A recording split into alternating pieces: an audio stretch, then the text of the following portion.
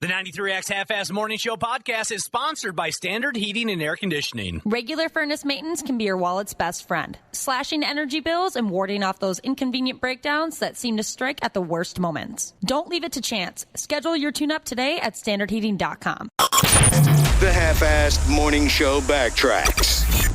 We're going to set this edition of the Stupid News off with a massive F-up at work. Those are fun to talk about.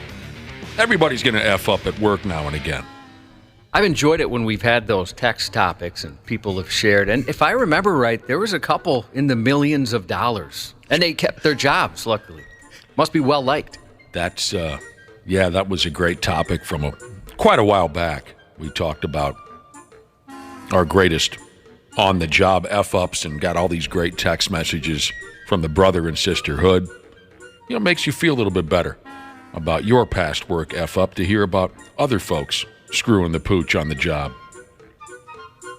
One of my favorites was this con artist buddy of mine. He's been a con artist from the time he came out the chute. And he's gained a few jobs by lying on his resume, lying in the job interview, claiming he had all this education or experience just to get a couple of big fat paychecks.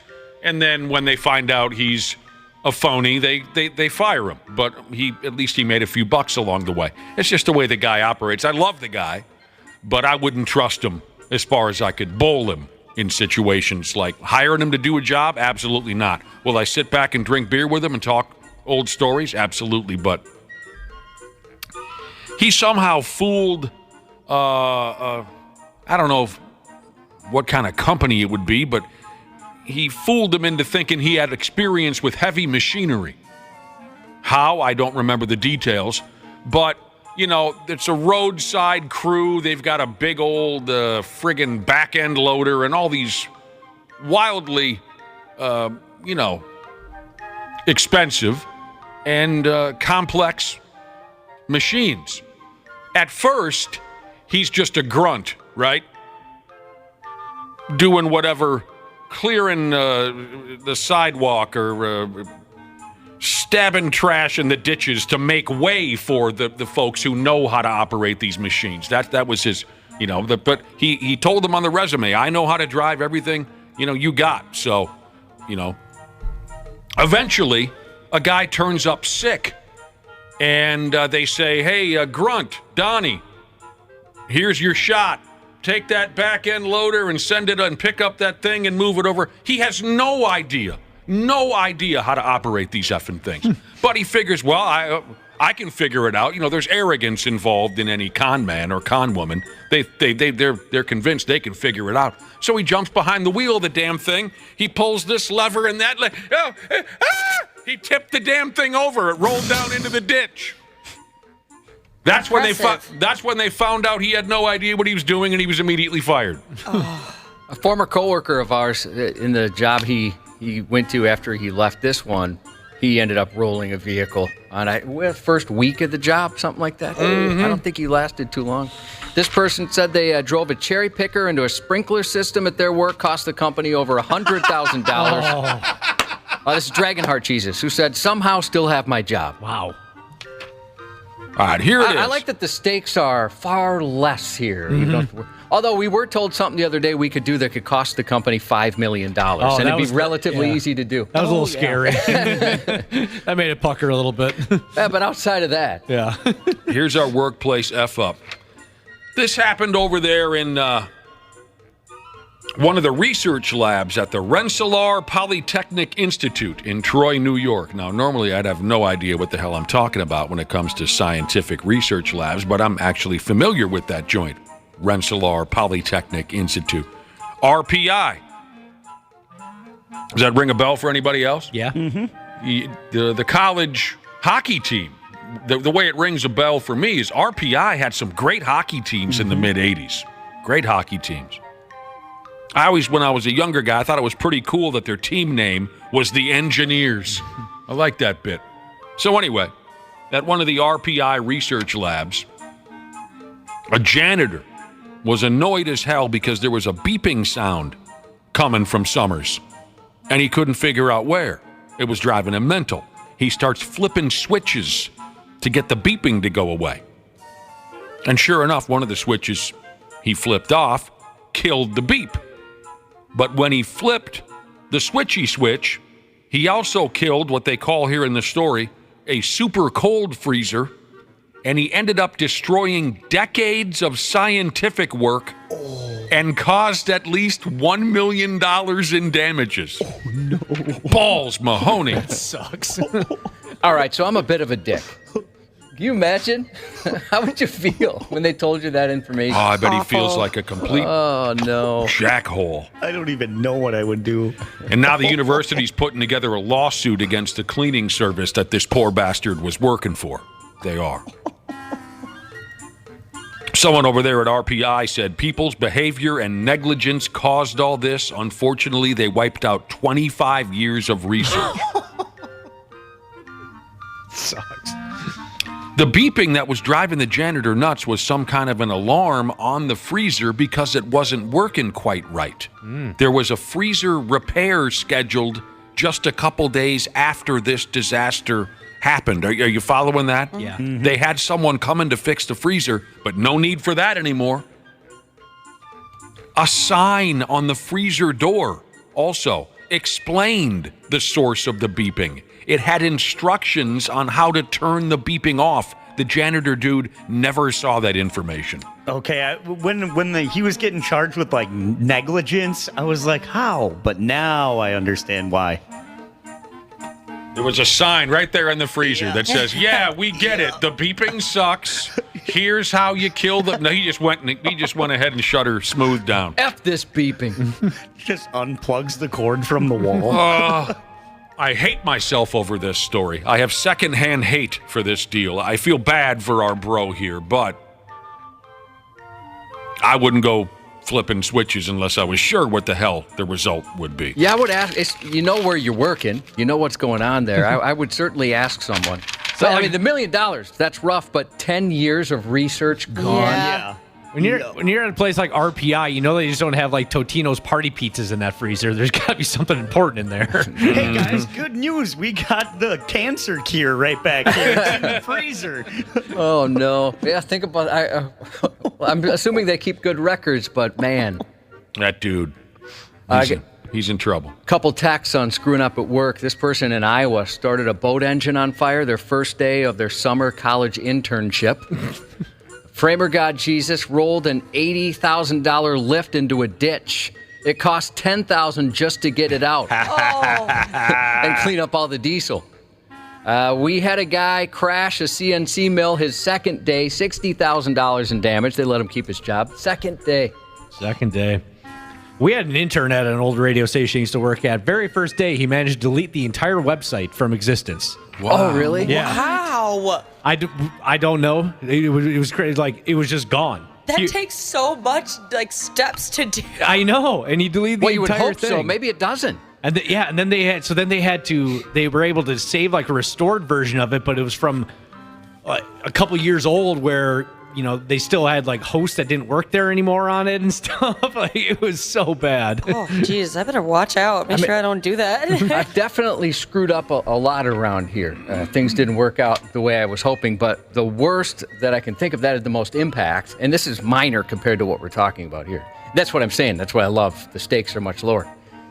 We had Metallica record some IDs for the radio station, right? And so I was editing them up, and somehow everything died before I could save it, and I knew I should have saved it, but I didn't. I was just trying to get it done. I didn't save it, and we lost all of it. Oh, that sucks. And I remember our program director was not too pleased with me. Oh. I'm so nervous about that all the time, constantly saving. Or I know I've had to record a session before, and now I make the joke every time. Where I sit there, record, it's all done. It's like some client's recording an ad, and you forgot to hit record. All right, yeah, levels look good, everybody. Great reads, everyone. Good work. We'll see you next time. Yep. Oh, my God. They leave the building, and you realize you have nothing on tape. Irony can be a cold-blooded bastard. For some of us, a Harvard professor Oh, by the way, before I get into this, there's not that much to get into, but real quick on the topic of effing up at work, here's a listener that texted in and said his work crew tore the roof off the wrong house. Okay. And Dana, you said you guys painted the wrong house. We painted the wrong. Yeah, we painted the wrong house once. That was the guy. The guy kind of comes back from work. He goes, "Oh, looks good, boys, but I didn't ask for anybody to paint my house." That must have been an awesome feeling. Yeah, it was great. You hear about those stories, though, the roofing companies, especially when you got big storms and they're from out of state and there's all kinds of just chaos. Working a whole neighborhood if a hailstorm comes through or something. Dude, I love these texts coming in. This is so much fun. Wow. You got to have balls to come back from some of this stuff. Here's a listener who says he once derailed a train. The mess, the dangers of a crash like that, massive. I love that you got the balls to go ahead and just text and admit, hell, once I derailed an effing train. We were rapping earlier about hell raising on the job. I had these warehouse gigs when I was a young kid, and that's all we did was raise hell and bust balls and destroy things and fight each other up. And it was just madness. Josh had the same experience on a landscaping gig. Hell raising on the job, having fun with your coworkers, all those kinds of shenanigans. We also talk about effing up on the job terribly, where you cost your company money and obviously you cost yourself some pride. I know Josh has some examples of that. Real quick, before I turn things over to Cubby, I've got an example of some hell raising on the job from Long Storyteller Jesus. Tell me what you think of this. Warehouse job. He said one of us would lie on the ground and put shrink wrap over our face. Okay? Yep. Okay. The shrink wrap over your face. I'm picturing it, yep. The other one would go up on a cherry picker about 16 feet up in the air. And then the guy on the cherry picker would hawk a big loogie and drip it down onto the other one's face with the shrink wrap covering it. Why? Yeah, I'm trying to think the why. The creativity is, I mean, that's brilliant. That's why. You're not embracing the creativity? That's gross. The brilliance of that? I don't see what's gross about it. What part is The guy spitting on the other guy, he's got cling wrap on his face. Oh, you can make it even better. Make a target on the cling wrap. Look at you, always improving things. Yeah. Architect Jesus had a project to design. He had to do an indoor pool, and he learned during construction the water slide wouldn't fit. The client had spent $40,000 to restructure the roof to make it work, and they were pissed. He said his boss wrote a check to fix the mistake, and he kept his job. That's good. This text says a guy at work does a job change out on a machine, forgets to clean out the previous material from stainless steel to carbon steel. Parts got mixed up, cost the company $2.5 million in lost product, time, and future job orders. He still works there. This person worked at a construction at a new high-rise downtown, accidentally left a water valve just slightly open, and it flooded finished condos 4 floors down. Cost $200,000 in damages. Jeez. Just one more twist of that knob, he would have been off the hook. Just barely Just open. left her dribbling a little bit. Straight Pipe Jesus worked with a guy at a BMW dealership. On his second day, he left a car door open in the wash, ripped the door off. A buddy of mine, he cost Borton Volvo 3 engines because he was a lube tech and he'd forgot to put the drain plugs back on. The drain plug. 3 times, but he was such a well-liked guy, he was able to keep his job. Bubba Man Jesus had a semi-driver attempt to go under a railroad on Railroad Bridge, Broadway Avenue in North Minneapolis. The height of the bridge is 13 feet 1 inch. The semi-trailer was 13 feet 6 inches. Did significant damage to the trailer. The next week, he went under the same bridge, but in a different lane because he thought the result would be different. Oh, no. This person says their work crew tore out the wrong driveway. Finisher Jesus said guy I work with burned the company down to the ground. $10 million it cost, but he kept his job. Accidentally burned the whole building The down. whole place down, yeah. Little Squirt Jesus, I drove a van right into a cardboard compactor, scraped the whole side of the van. First week at my new job. He was able to keep it, though. This person used to work at a pizza restaurant. They'd make their own dough to portion out all the pizza sizes and breadsticks. Fun. He cut his finger, and standard procedure was to put a Band-Aid on and then wear a glove. We made a batch of dough. We were portioning out all the sizes. When we were almost finished, I realized the glove had broken and the Band-Aid was gone. Oh, no. So we had to throw away the entire batch, which was about $3,600. I've seen that happen at restaurants I've worked at. They lost the Band-Aid? Yep, or they just ended up bleeding on everything, and so just to be safe, you got to toss it all. Yep. Don't want to kill anybody. I once had a sandwich maker at a sandwich shop try to create me a turkey, cheese, and plasma sandwich. Their hands, I imagine, were so cold from dealing with, all the refrigerated meats all day long that I watched them cut a wicked slice into their hand and then continue making my sandwich. They never noticed it until I said, I don't want any blood on my They looked down and said, oh, Christ almighty. That last text from Minnesota floor sanding Jesus. And then finally from gear grinding truck driving Jesus, he works for a heavy haul set. He says company was on a job in Wisconsin. They were guided in by a worker. His field tank had freshly set fire hydrant, and he dumped 100 gallons of fuel on the ground and into the well. Cost his company around $80,000. F-ups are going to happen. Yep. Everybody F's up. Except for that one douchebag that no one likes on the job. Yeah. Yeah. Everyone else is an idiot, but that person? Yeah, they'll never admit to an F-up. There's always one douche on every job that won't admit that they, have F'd up or have the potential to F up. But the rest of us, it's going to happen. That's fun stuff. Thanks for texting in those stories. Yeah, thank you for these. These are great. They're still coming in. To the brother and the sister, by God. Hood. You're listening to the 93X Half-Assed Morning Show, Backtracks. I have given my deck to a local bird in the neighborhood because he or she will no longer allow me to use it. Oh, I'm sorry. My deck sucks anyways. He can have it.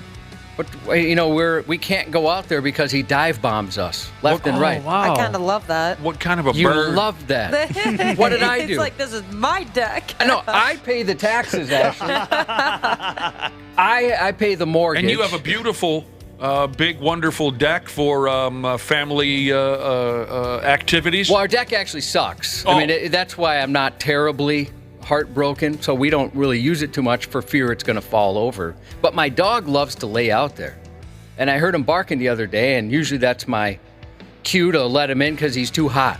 And so, yeah, he just took this like 2-3 days ago this started. Your home's been taken over. Is it a crow? No, it's a robin. I had no idea, but my wife knew. I said, hey, we got this robin that's attacking the dog. And I thought, well, I'll go out there and this robin will go away. That wasn't true. No. It brought back reinforcements. What? And there was 2 of them dive bombing me. Have you found the nest yet? They're obviously... Yeah, we found a nest. Oh, well, then but we don't think there's any babies in there anymore. Well, just... Oh, what's their I think if problem, you then? remove the nest, they'll go away. Yeah, if you're fine violating the 1918 Bird Migratory Act, yes. Oh! It's not as easy as I would have thought. Forgot about that. Now, if we're sure the babies are gone, the DNR said at that point we could probably move it. But we're not 100% sure yet. Wapple and I got called into HR a few months ago because we completely forgot about the 1918 Migratory Act. It was brutal. It was a long talk. Yeah. Very long. You need to be aware of these things, and so do I. I'm sorry to hear that, Josh. I hope it doesn't... It's relentless. I hope it doesn't affect the rest of your summer. It's strange that you're having this avian encounter because I have had the same experience this summer. An angry-ass crow has been hanging out. Okay, when I bought this house, they had the folks who owned the house prior to me, they had I'm just going to estimate here, Josh, somewhere around an 18,000-pound bird bath on the property, right? And number one, I don't think I could convince anybody to help me move this 18,000-pound bird bath. Also, I thought, cool, the bird bath. I didn't really care one way or another, so it's there, and it doesn't really bother me too much. I mean, if I had my way, I'd remove it, but I don't really have, like I said, I don't really have any way to move it. So there it is. Suddenly this summer, a big, pissy, angry-ass crow has claimed that as his friggin' hangout spot, right? So all the other birds in the neighborhood are staying away because he's claimed it. He makes a hell of a lot of noise. A lot of rabbits live on my property. They're afraid to come out and play. because of this crow. And then somebody or another, a friend of mine, looked up on the internet a way to get rid of crows is to put up mirrors. Crows are afraid of their own reflection, maybe because they think it's another crow. I don't know. And we did put up mirrors, and it worked. Some bitch hasn't come back for weeks. That's so neat. Okay. Yeah, how often do you think about or look into something like that? But it friggin' worked. Now, I don't know if that'll work for robins, Cubby. I don't know. My wife was on the phone with the DNR, and they didn't, I don't think, well, at least if they did say something about it, she didn't say anything to me. You really made a phone call to the DNR? Well, because I had just said, well, let's move this thing. And my wife said, if you want to violate the 1918 Bird Migratory Act. And I said, what the heck is that? And I Googled it, and it's a real thing. And I thought, well, does that count with robins? I mean, aren't robins relatively common? It says, hell yeah, it counts for robins. I thought you were joking about a migratory act. It's legit. And so thank God I didn't do it. Like, I'm just going to broom handle this thing. I tried my best to I reasoned with it. I bribed it. Everything. This thing wouldn't leave us alone. Well, I mean, really honestly, do you think the authorities are going to race to your front door over the 1818 Migratory Act? Now that I've mentioned it on the radio, maybe. Yeah, Picturing maybe. the DNR come kicking Josh's door in. On the ground now! Yeah, last year we had a barn swallow that was on our house by one of the windows. Who wants it? Anybody? No one. Well, okay, go ahead then. And the barn swallowed, you're saying? Yeah. Well, the cat, we would just leave it up there because there would be a family of birds flying in and out. And I'm totally lost. So did anyone else get lost when he said the cat? We just leave it up there? The cat loved to watch the birds go in and out of the bird home because it was right next to the window. Sure. So the cat loved to watch the birds go in and out, so we just left it, and the cat's just always. Oh, I love when The they do whole that. time. I've never heard a cat do that. Yeah, they always do when they're like in hunting mode and stuff like that. Isn't there a noise that they make when they want to hunt something but they can't get to it too? Isn't it like like a scream type thing? I don't know about Are we talking that. about birds or cats now? Cats. Both. All right. Well, I'm sorry about your troubles, Cubby. Well, people are saying somebody's dealing out with bald eagles. We've got some in the neighborhood. Bald eagles. And that would be absolutely terrifying. Now, I have to admit, I'm not too intimidated by this thing yet. But once the other one just they called the reinforcement and they sat at a tree and just kind of stared at me like, what are you going to do, man? That's when I thought, all right, I'm outnumbered. Yeah, that's sketchy. Man. The dive bombing thing was kind of, and the dog that's out there that loves the deck, it's 185 pounds. It's a big dog. And they're not scared. I mean, obviously they're protecting their family, but this bird does not seem scared at all. Sorry to hear all that. Is your dog scared? He's too old to be No, scared. he doesn't even really realize it. Oh. He barked at it but most of the dive, he doesn't seem to notice or What's care. your problem? But he's pretty old and senile at this point. Okay. Years ago, Cubby, I had a big, giant, firm, beautiful-looking deck. You should have seen it. Oh, I wish I did. Back when it was in its prime, my deck. Mine actually is quite small, and people said if you just trim the shrubbery around it, it'll look bigger. I told you, though, it's small, and I thought, I have to get a new one. It's not, the city's even like, bro, you got to do something about this. And the estimates were out of control. I remember you telling us that. It was like a comically large number. Yeah, so, for a relatively small deck, so now I'm going to have to learn how to, do my own deck. That sucks. But I had this big, girthy, and it got taken over, but not by birds. It got taken over by bees. I've got some hornets that keep deciding to live at my house. That's what heck no. maybe I should have been more specific. That's what they were, wasps or hornets, and they not only did they take over the deck, but they were living in my walls. Oh, I'm lucky I haven't had that. That was a long time ago. Those things build nests quickly, those Yeah, hornets. they do. I had to check in on the Migratory Act to find out what I could do with these wasps and hornets, whatever the hell they were. And Have you guys ever heard of, I think they're called grass hornets? No. Oh, those are the ones that just chill on the ground. I don't know. Hornets?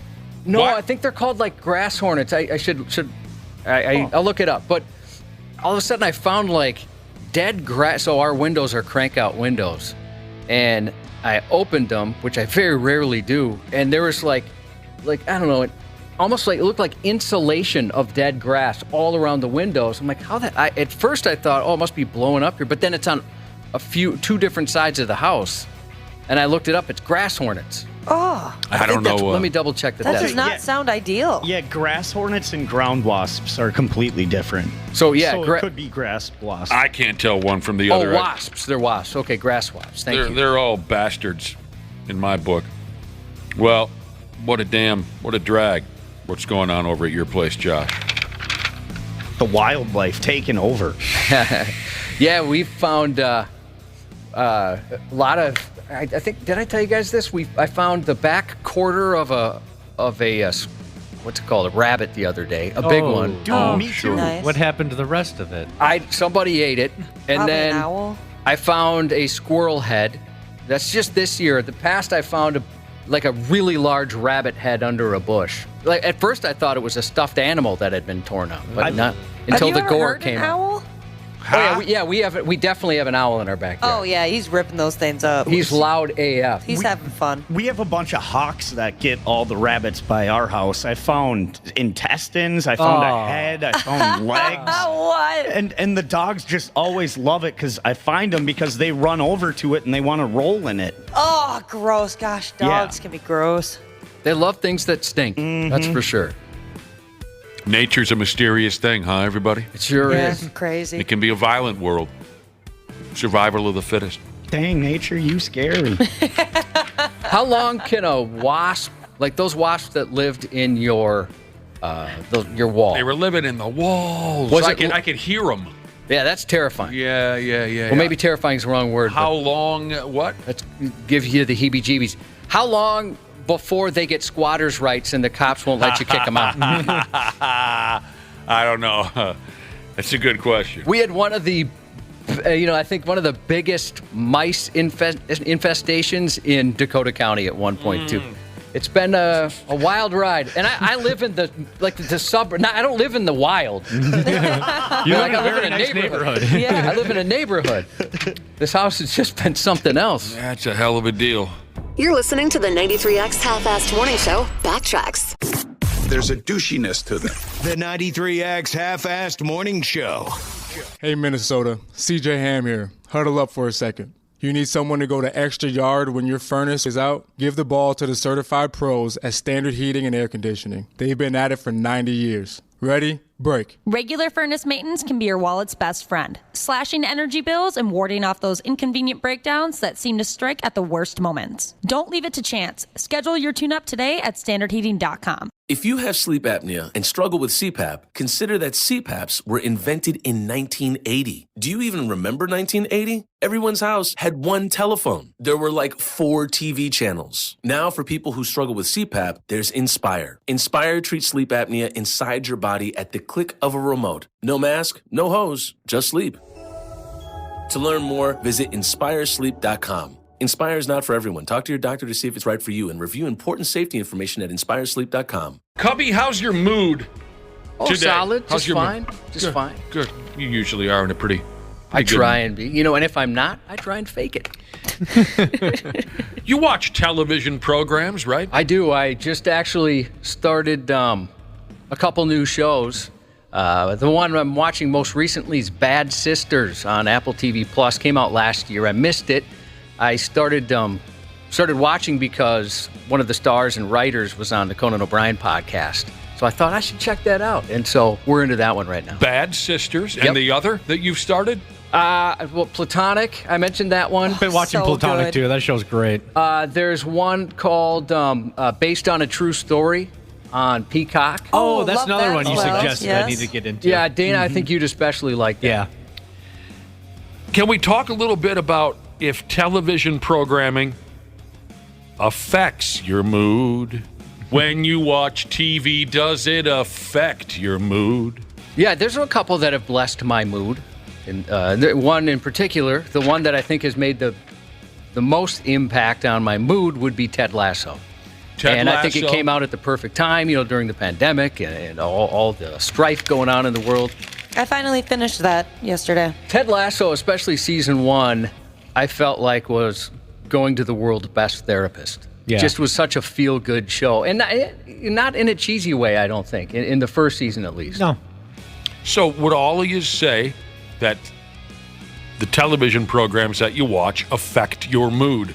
Yeah, Definitely. I definitely would agree Yeah, I with mean, that. and there's shows I can't watch anymore because they got too heavy. It was just too much. Too heavy? Like I'd feel, I just have like a dark cloud over me afterwards. Too dark? You mentioned that before. Was it Dateline? Yeah, Dateline got to me. Watching all the stories of murder and child abduction and all these terrible things. That's Sons how of I feel. Anarchy. Oh, really? Yeah. Breaking Bad. Yep. Some of those shows where I put a lot of time into them, and then after a while, I'm like, man, I'm just in a funk. And I realized, well, everything I watch is incredibly depressing. Yeah. Uh-huh. Yeah, Succession's kind of like that. You It kind of is. see everyone, and you're like, oh boy, I feel so bad. So you That watch show a, is depressing. You watch a happy show and you're happy for a couple hours. You watch a dark, gloomy show and you might be a little pissy for a couple. Not all of them. There's just some that especially get rough. Okay, well, that's interesting to me because I have very limited exposure to television programming. I don't watch series or sitcoms or anything. I watch sports at night, and that's about it. So that's really interesting. I watched the first episode of This Is Us, and I was bawling at the end of it, so I thought, this isn't the show for me. Oh, that show has ruined me I've emotionally. heard that show is just like manipulative with how sad and just it just kills you every I episode. cried every single episode, just about. And after the first one, I was like, all right, I can't do this every week. There would be times where I'd skip it because I'm like, all right, I'm just not emotionally ready for that. All of you sitting around the house crying Yeah. after watching This Oh, Is man, Us. after the first episode, I don't know how you can. 2,000 people were polled. 81% said their mood. Okay, maybe this is a little different. Oh, no, it is. It's a little different, but also the same of what we've been discussing so far. 81% said their mood influences what they watch. 51% said what they watch can change their mood for the rest of the day.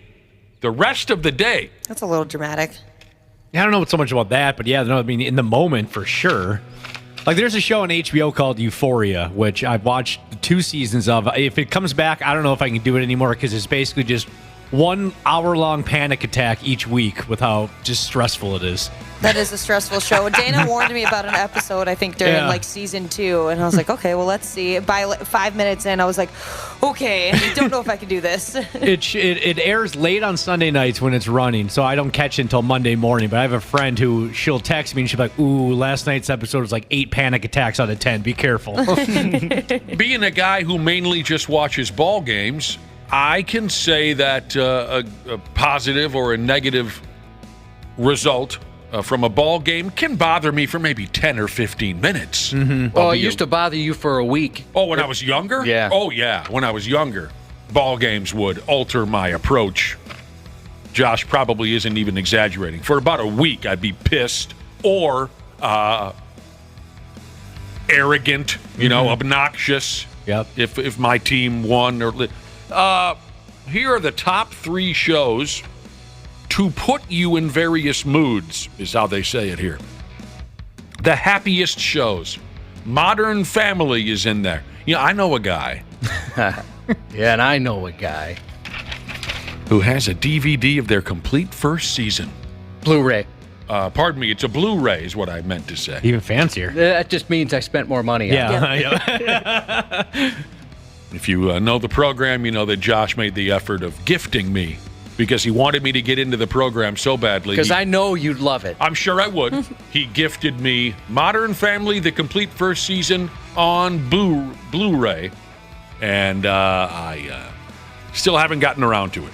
One of the happiest shows is Modern Family. That one makes you feel good? Yeah, that's a good one. Yeah? Also on the list, Friends. It's amazing how that show that just remains that popular today still. With The so many Office. younger people watching it too. The Office, Seinfeld, throw those in there. People feel good after they watch Friends, or if they're in a happy mood, they choose to watch Friends. And also on the happiest show list, The Fresh Prince at Bel-Air. I haven't seen that in so long. Neither have I. Yeah, you don't usually catch that one on reruns like some of the other shows that you see. Like The Office is always on, Friends is always on. You can't turn on during the day. You cannot turn on Comedy Central without The Office, Seinfeld, or South Park. Yep. Well, is the I think that's all they play. Is the Fresh Prince, is that maybe later at night? Because I remember growing up, it was always on later. I have no idea when or where you could see The Fresh Prince plus Bel Air. I don't know where you find that one. I think that would make me feel good just because it would remind me of my childhood. There's people texting in on some other shows that make you feel good. Shrinking Definitely. on Apple TV Plus. That's excellent. Always Sunny in Philadelphia is my go-to. That show cracks me up. I've been rewatching that a lot lately, actually. Resident Alien, another good one. I don't know that one. Now, they also covered the most nostalgic shows. All right?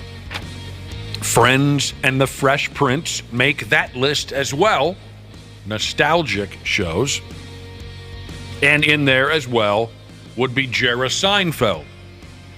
I'd put Cheers on that list for me personally. Yeah, I'd go back further than some of these that are on this list. Some of the shows I remember watching with my parents as a kid, maybe they let me stay up a little bit later than normal and watch like a rerun of Cheers with them. Like that's the type that's nostalgic for me. I still watch Cheers every single weeknight.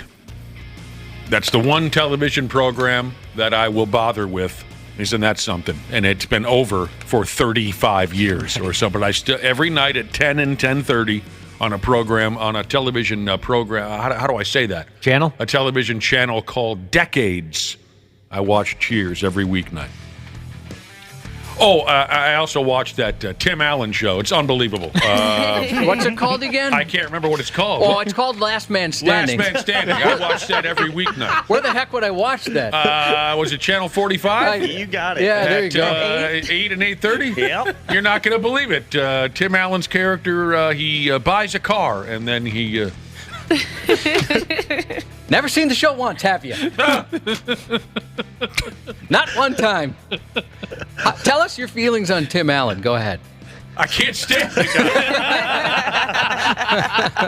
guy. Well, no, the truth is, I couldn't stand that effing guy. Never saw it, that dumbass show where he had tools or Home something. Improvement. Never saw it. Oh, I thought you had seen it. Tim the Tool Man. How do you Taylor. hate it so much? Because the intro was enough for me to never watch that program. Man, I really like that That's show. all I had to hear was whatever your attempt there. What was he?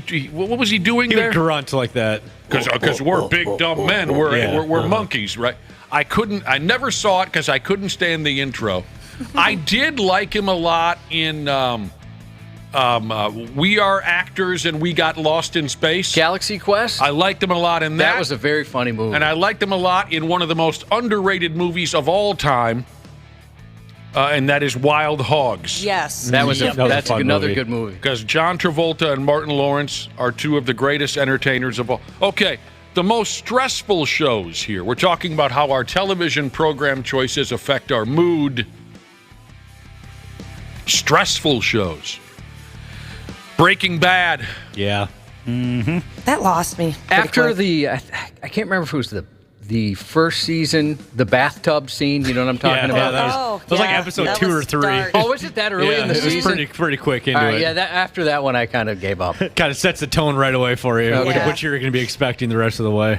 Oh. And I think because I was, I wasn't naive. I understood it was a different show, but I'm picturing Hal on Malcolm in the Middle. Yes. That's my Bryan Cranston.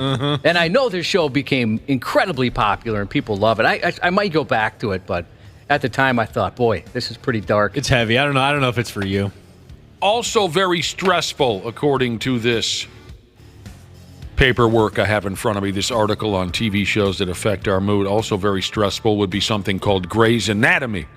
A few people text that in, Grey's Anatomy. I got through a couple seasons of that early, and yeah, I mean, it was just like, all right, who's going to die this week now, Yeah, I watched the heck out of that. I definitely still keep up with it. My stepdaughter woke up my wife and I one night. She started getting into that show. I forget it, sometime when she was in high school. And there was a particular character that died. I know exactly who it is. Yeah, I'm sure you do. It's the big one, right? And it was almost as if someone she knew personally had passed away. Yeah. She was inconsolable. I feel it. And then Ozark Whatever that is, Ozark. Yeah, that's another good one. Yeah, that's another really one I gave up stressful. on. And I love Jason Bateman so much. It's it's just dark. That's another show that most people, when you hear them talk about it, they just praise it up and down. Another really dark one is Shameless. Oh, that one. Is that a Especially comedy? towards the end, it got really sad. Yeah, it's just really heavy at moments. Is it? Yep. All right, and now let's show our emotions. Also, a category here would be the most emotional television shows. In there, just like in the stressful category, how do I say Category. that? Just like the stressful category, Grey's Anatomy is listed as an emotional show. You guys just got done talking about how every last one of you has cried your eyes out from a show called This Is Us. That's got to be one of the most common answers. Mm-hmm. This Is Us is listed as an emotional program. And then finally, Sex in the City.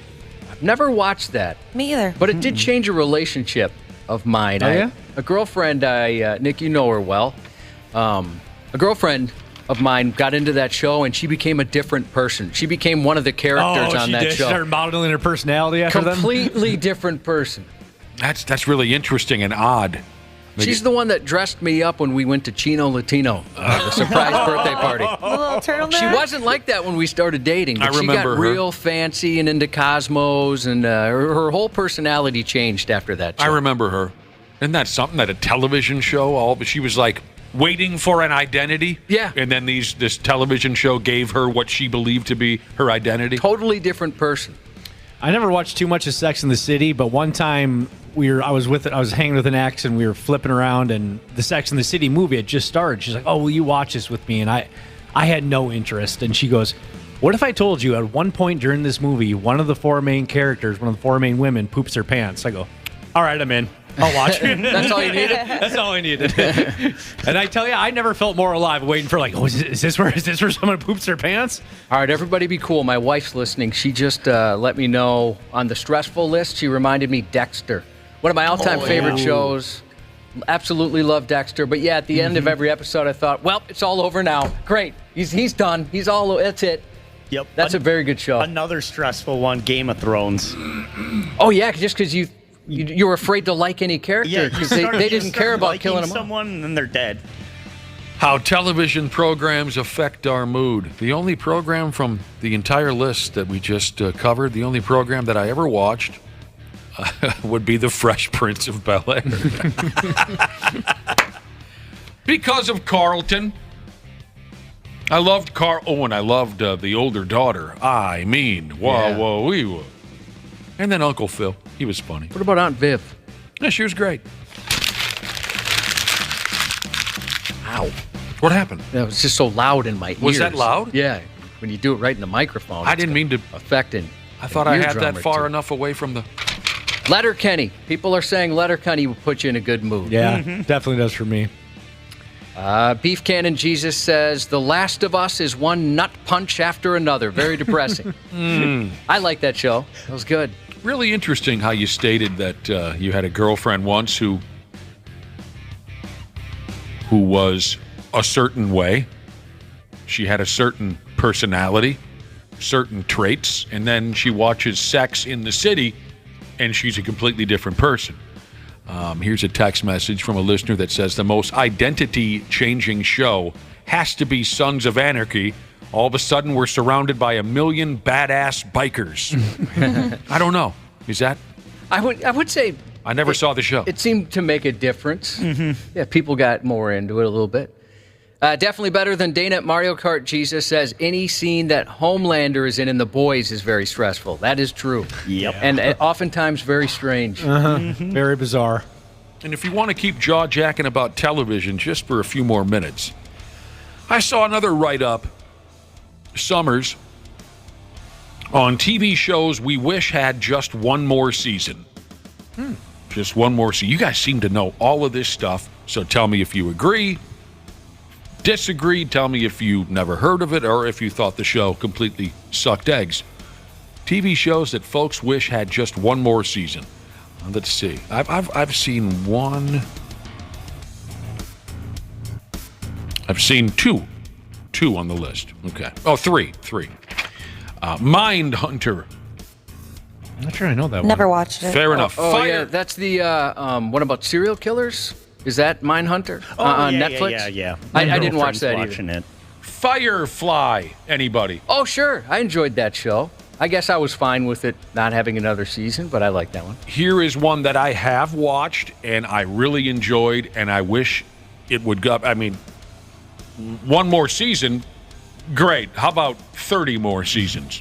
And that's My Name is By God Woo Earl. Oh, that was a fun show. Been watching that again. I would like. Where do you find that? Because I'd like to watch that again. It's on one of my streaming services. Son of a bitch! I don't know what a streaming service is. I think it's like Netflix or Hulu that I'm on. Here's the deal. That show was absolutely wonderful.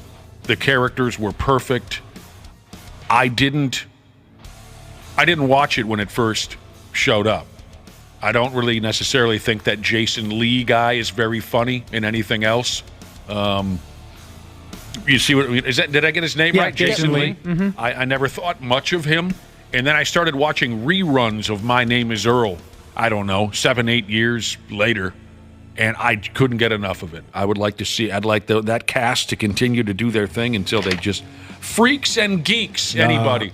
Great show. Only lasted 2 seasons. Got canceled, and then picked up a huge cult following later on once the DVDs came out. Yeah, I haven't seen it, but I've heard people describe it the way you did, where it was just it became a cult classic, really. Yeah, Judd Apatow created it. It had, a bunch of young stars before they really blew up.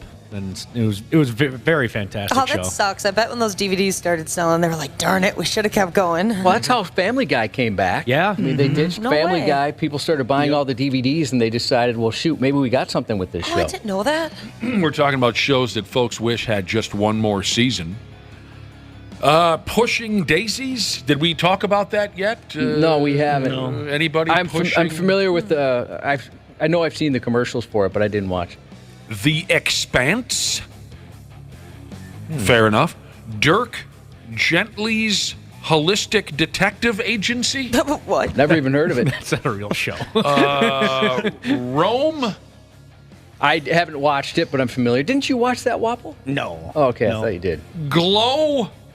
Glow was a Gorgeous great show. Ladies That of was Wrestling. good. Is that? Yes. Yeah, Netflix, Mark Maron, it's a true story of that female wrestling in the 80s. Yeah. I've heard all about it, but I never bothered with it. Yeah, unfortunately, they got a indie wrestler that is pretty bad. Bad as in a bad person? Joey. What are we talking about? Yeah, bad person. Remember the dude with the blow pops? Yeah, Joey Ryan. Yeah. What about him? It was in Glow. He was in that show. Yeah, he's like the coach or the guy. Okay, Yeah. I wasn't Gotcha. aware of that. The OA. Can anybody help me with that one? Somebody texted in on that and said that one ended too early. Shows that folks wish had one more season. Deadwood. I love Deadwood. Wasn't that only 2 seasons as well? Maybe 3. Man, that was a great show. I wanted to get into it, but it was on, what was it? HBO. HBO, yeah. I didn't have it at that time. Hannibal. Yeah, Hannibal Lecter. I never watched that. Super graphic, and Randy was talking about it. Randy Shaver Yeah. was disgusted, just not just like with how gross it was, but just disgusted that show existed on NBC. Yeah. I was shocked on what they could show on him. I've never seen anything like that on network Oh television. yeah, Randy was going to quit Care 11 because he couldn't believe. And a lot of NBC affiliates around the country wouldn't show it. It was incredibly graphic. All right, The Last Man on Earth. Folks want one more season of that show, whatever that is. Isn't that with Tim Allen? No, Oh, it's not? what's that? No, that's Last Man Standing. Oh, what's his name? Channel 45. Carnival. Yeah, I haven't watched that one. The Good Place. People like that my one. gosh, That's a great I show. love Really that good. show. Oh, Will Fornett. That's who I was thinking of. Game of Thrones. We mentioned that. Fleabag. That's another comedy, is it not? Yeah. And here's the because I did see 1 or 2 seasons of Game of Thrones. Here's the only other show on the list that I have ever watched, and it never really grabbed me. But one individual would like one more season of WKRP in Cincinnati. My folks watched that. I thought it was okay. Yeah, my grandpa watched that. Baby, It's all right. if you ever wondered. On the topic of shows that kind of changed culture a little bit and changed people's their individual lives and how they carried themselves. A few people have texted in on Yellowstone. Yep. Sure. Yeah, that's a good one. We all want to be cowboys. You guys talked a few times about how everybody was turning into a cowboy, and didn't folks legitimately pull up stakes and move to Wyoming? Yeah. Montana, yeah. Montana? I mean, maybe Wyoming as well, but yep, Montana. Can you imagine that? A television show and you're like, honey, we're moving to Montana? I would think the individual that said that was crazy. Well, now there's a huge whiskey boom, too, because of Yellowstone. Everyone's drinking whiskey. I got one for you. Almost nobody under the age of 70 had a massive beard down to their nipples until those duck hunting guys came along. Oh, yeah. All of a sudden, 20-year-old guys with old-timey Civil War beards everywhere you looked. Yeah, that's very true. Everywhere you looked. The old-timey long beard, still sort of a thing. Not quite what it was 5, 6, 7, 8, 9, 10, 11, 12, 13 years ago. Oh, the new Top Gun with mustaches. Yes. Oh, Yeah, that's true. true. It's Friggin' crazy annoying. how many mustaches. It's like to the point. Yesterday, I thought I'm just going to grow one. It's annoying. I don't want to be the odd man out that doesn't have one. I'm going to grow one. On the topic of shows that ended too soon, Homeland and Jack Ryan, according to this text, I've got some very good news for you, whoever texted that. Jack Ryan, season 4, starts at the end of the month. Oh, it's coming back. June 30th. People love to watch that television. I'll tell you what, it affects their mood, it affects their effing lives, down to their personalities, where they choose to live. I can't imagine watching some cowboys have a shootout in Montana and then saying, well, that's where I want to be. It's a television show. You got to be nuts. Yeah, I love The Sopranos, but I never considered it. Like, you know what? I need to go live in the Jersey suburbs. You're listening to the 93X Half-Assed Morning Show Backtracks. The Half-Assed Morning Show Backtracks. Now I miss drive-ins now. I'm going to have to drive 2 hours to go to one. Dude, we've got They're really that worth it as an adult, even. I like them more as an adult because you actually sit and watch the movie. Yeah, instead of squirreling around the back seat, crying, whining, stuffing your face with candy. First movie, one of our listeners says their very first movie. I'm going to try not to get emotional talking about this. I wish I could say my very first. I mean, I'm happy to say that I've watched it many times, and it was a real thrill as a kid. But I wish I could say my first ever motion picture in a theater was Convoy. What about Xanadu? That was Socially Inept Jesus' first movie. Are you kidding me? I haven't watched that. I'm saving it for a special occasion. Oh, my damn. H-back delivery Jesus saw Titanic with his mom. He said she didn't know about the drawing scene. When that robe came off, his eyes lit up, and his mom tried like hell to cover his eyes. He was 9. God, that was so embarrassing when I saw it. I was in 6th grade when Titanic came out, and I saw it in a sold-out theater on a Saturday afternoon. Half the school was there with their parents, and there's a girl I like sitting right behind me, and as soon as the scene came up, my mom just covered my eyes and just embarrassed the hell out of me. I just felt like such an idiot. Mom, you're killing it. Mom! Your mother covered your eyes when the boobs came out in Titanic. How old were you? 6th grade. 6th grade? My parents used to change the channel at that age, yeah. I think I would have probably maybe gotten in a physical altercation with my mother if she would have snubbed me from a set of boobs when I was in 6th grade. Yeah? That's too old. You should have been... There's no way my parents would have let me see that in 6th grade. No way. What the hell kind of goofy upbringing did you guys have? It sounds like the normal one, maybe. I don't know. Wait a minute, 6? It's not like you're 7 years old. You're 6th grade. No, it was like 11 years old. 11, yeah. You can't see boobs in 6th grade? I would have been fine seeing the boobs. It was my mom's decision, not mine. I understand that. I'm questioning. Son, you're in 6th grade. Let's go see some boobs. All right. It's traditional 6th grade time. Bring it to the boobs. I don't get it. I think that was wrong. Woodbury, somebody says there's a drive-in. Oh, really? Pike Lair 15 Jesus. That's a lot closer. I mean, you'll never go Wapple. You hate Woodbury. What? I don't even think... Yeah, when I look it up, it just comes up with Valley. Oh, the Moonlight Drive-In. Nope, that's Tennessee. I mean, they have I know they have inflatable, they inflate a screen sometimes during the summer. It's not the same. No. What can you do?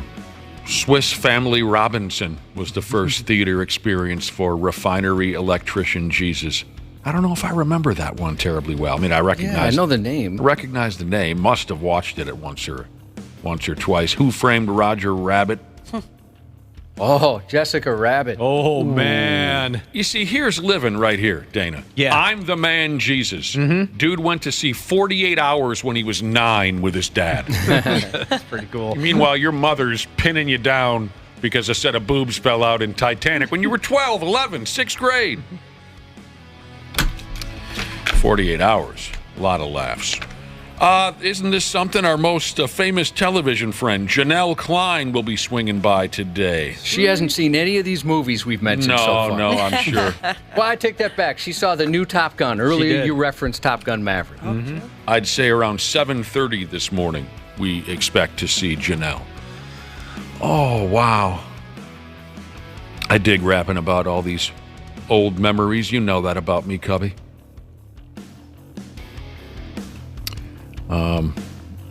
Drive-in theaters? Yeah, I wish there were more of a thing and I wouldn't have to go all the way to stinking Lake Elmo. Pack a cooler full of beer, you know? They let you do that? You can bring in your I own? have no idea. No. I don't know. I'm I not would sure if you imagine can, not. but- I would imagine not. I was just dreaming there. So we covered the first movies we saw in a theater.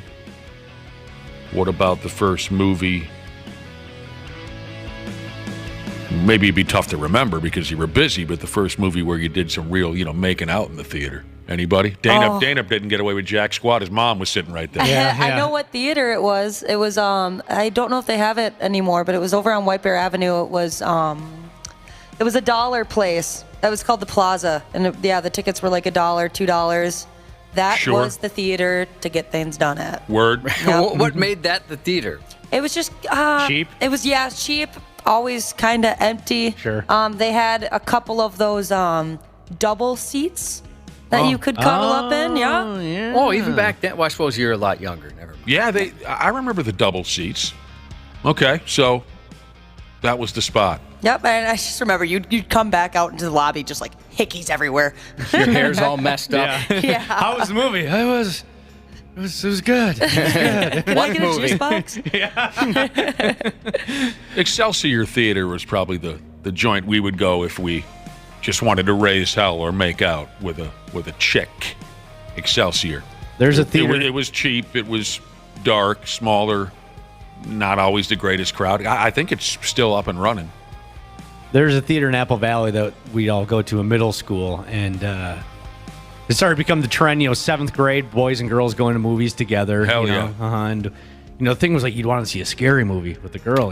That was the theory, yeah. Yep. And one of the scariest movies of all time that we had heard, none of us had ever seen it, come back into theater. So we're like, oh, let's bring some girls in because it was the anniversary of The Exorcist. That'll turn someone on. It's not easy to make out during The Exorcist, but it can be done.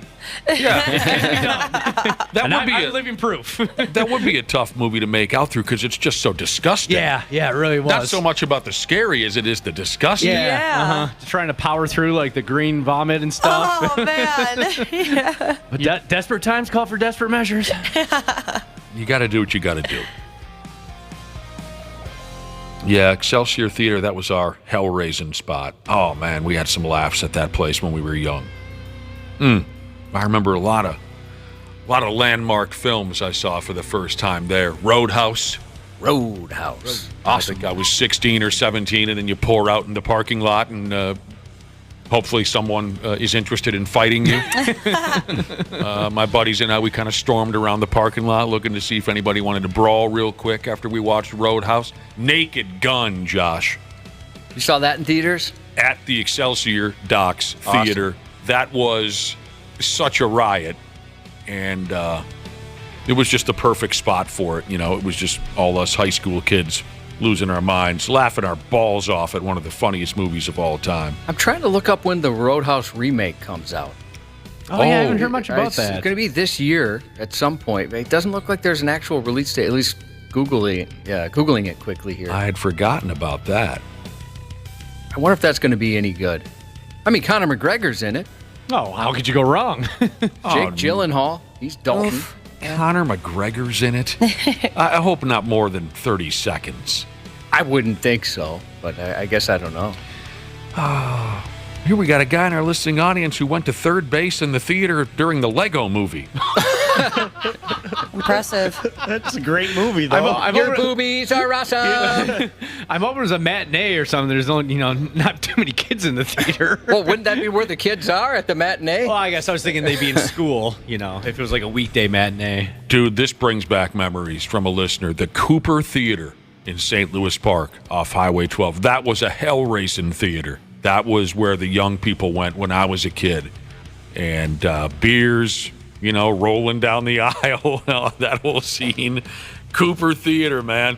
That when growing up in Wayzata, when you'd go through the paper and try to find, like, let's say it was, Back to the Future or whatever, one of these massive summer hits.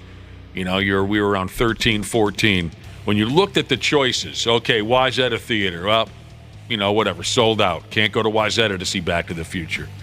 Okay, what else is there? Excelsior? No, they don't have that one yet. What were our other choices back then? Anyway, Cooper was the last place you wanted to go because it was iffy in there. There was beer drinking. There was fights in the parking lot. It was all teenagers, so there was the chance you might run into some kids from a tougher neighborhood that wanted to straighten you out. That's great to think about Cooper Theater. There's a douchiness to them. The 93X Half-Assed Morning Show. Hey, Minnesota. CJ Ham here. Huddle up for a second. You need someone to go the extra yard when your furnace is out? Give the ball to the certified pros at Standard Heating and Air Conditioning. They've been at it for 90 years. Ready? Break. Regular furnace maintenance can be your wallet's best friend, slashing energy bills and warding off those inconvenient breakdowns that seem to strike at the worst moments. Don't leave it to chance. Schedule your tune-up today at standardheating.com. You loved Lala Kent on Vanderpump Rules. Now get to know her on Give Them Lala. The Gen Zers, they love to be Gen Z, are calling Margot Robbie mid. On what planet is Margot Robbie a mid? Who's judging this? Are women judging it? The people, the forward haircuts. Yeah. Don't bring my people into this. The people with the foreheads, babe. We all agree that she's a 10. Yes. Give Them Lala wherever you listen. The Half-Assed Morning Show backtracks. This year, next story happened right here in the state of Minnesota. Oh, no, sorry, it didn't. I was close, though. Peru. Yeah, it's different. The story happened in Peru. I couldn't tell you a damn thing about Peru. Isn't that where Paddington Bear is from? Yeah. Yeah. Mm-hmm. Jesus, who the hell is... He loves marmalade sandwiches. He sure does. They got something going on over there, by God. An indigenous tribe in Peru believes they are being attacked by aliens. Now, since mid-July, members of this tribe, the Iquido tribe, they've been going on and on about how 7-foot-tall aliens are terrorizing their neighborhood.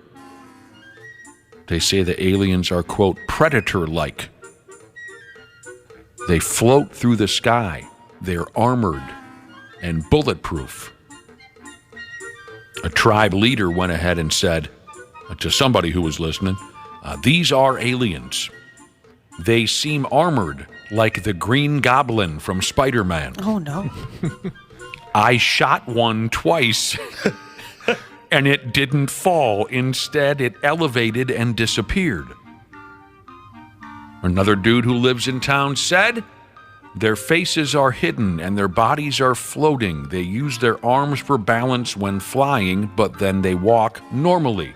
They fly by, activating something on the bottom of their feet. They have wheels with lights. That's a hoverboard. Word is a 15-year-old girl got her ass kicked by one of the aliens. She had to be taken off to the hospital. The villagers have pleaded for local and regional authorities to provide them with military protection. So this story picked up a lot of steam on stupid, unnecessary social media, and everyone's arguing as to how legit these alien claims are. So now here come the Peruvian authorities, whoever they are. They have a theory as to what's really going on, and it's damn near as ridiculous as the idea of aliens floating into town beating up 15-year-old girls. Are you ready for this? Local authorities say they're not aliens. What they are is illegal gold mining gangs using jetpacks. Dude, that's sweet. How do I join? That is so cool. 2 questions. Where's Peru? Second, how do I get in on this? Illegal what? Using what? They say illegal gold mining gangs using jetpacks. They stole my gold on a jetpack. What did you just say? They stole my gold on a jetpack. Is that your imitation of a Peruvian citizen? A Peruvian old gold miner. I can picture it. Yeah. They say they are gold mining gangs who use state-of-the-art technology like thrusters that allow people to fly.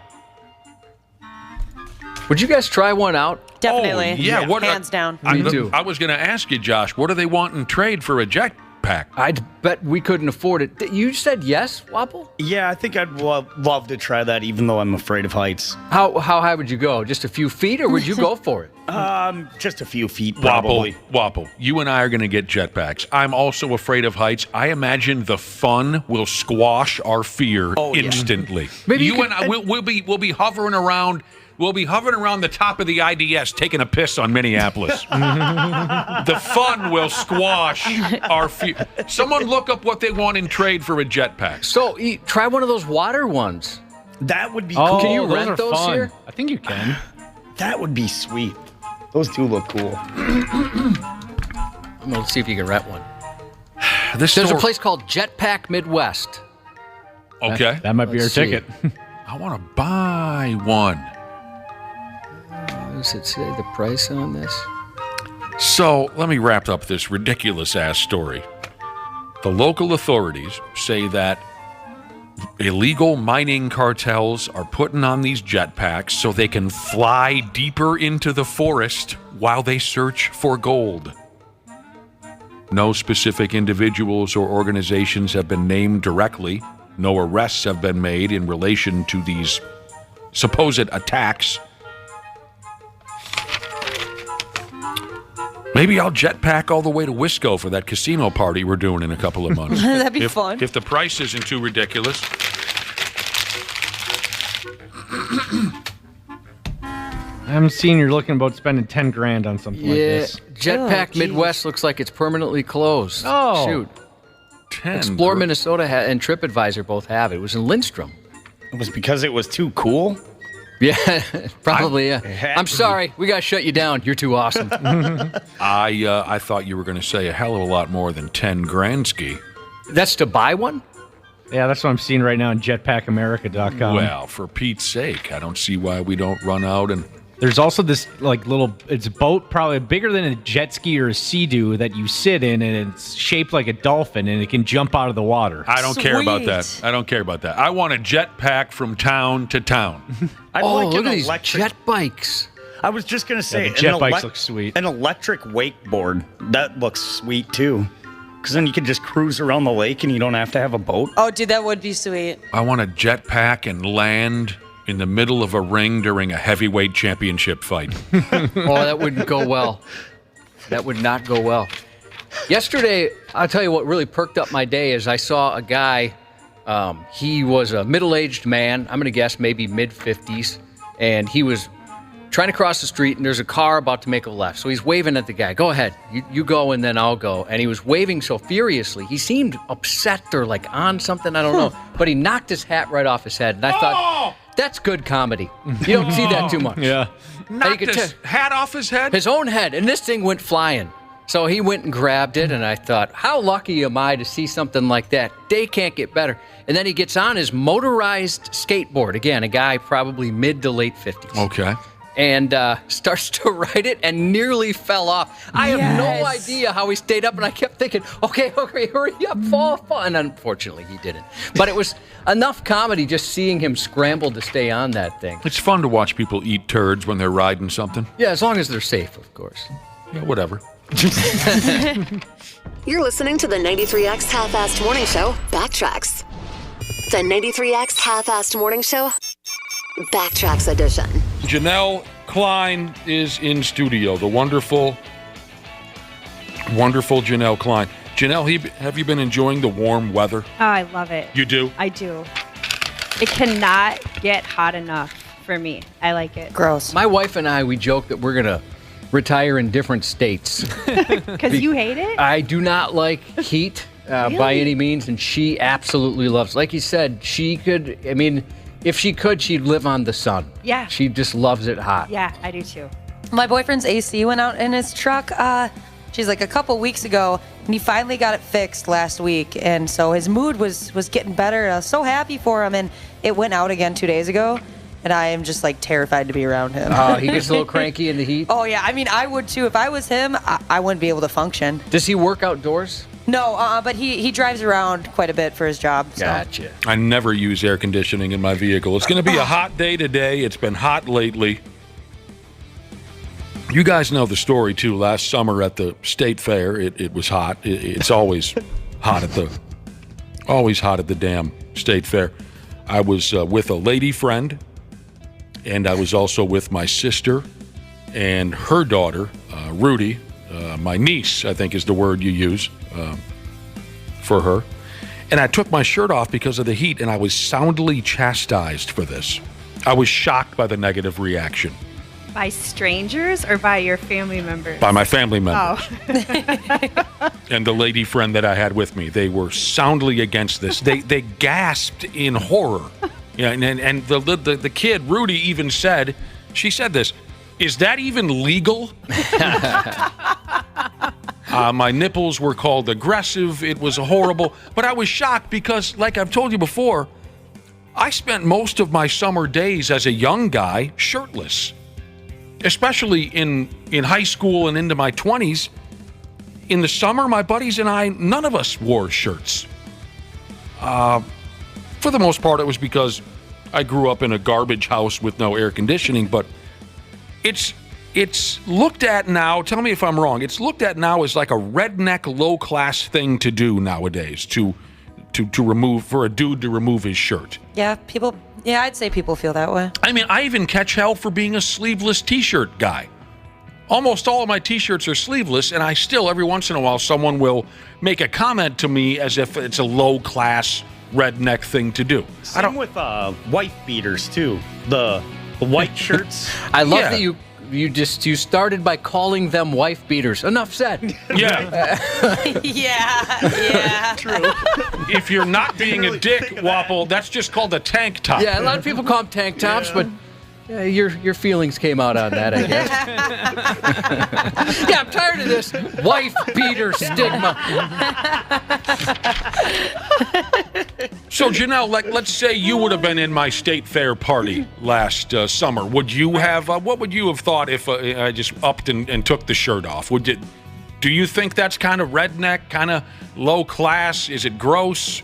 I mean, I will say you don't see it a lot in like public places, right? Yeah, not anymore. I guess I've never used to see it a lot. lot. Yeah. I probably would have asked if it was legal, too. You would have asked if it was a legal thing to do. Yeah, like if you're allowed to be shirtless at, out in a public place like that, yeah. Here's the deal. The Star Tribune newspaper, they had a conversation with an etiquette expert. Her name is Juliet Mitchell. On the topic of shirtlessness for dudes. Should men go shirtless in summer? When is it okay? When is it not? All right? The do's and don'ts, maybe you might say, for going shirtless, bros. Let's roll through this. At a beach, pool, or on a boat? I'd hope so. Yeah, of course. Yeah, I mean, there's some obvious information here. At a beach, pool, or on a boat. If there's a big enough puddle, go for it. Yeah. Some just being near any type of body of water.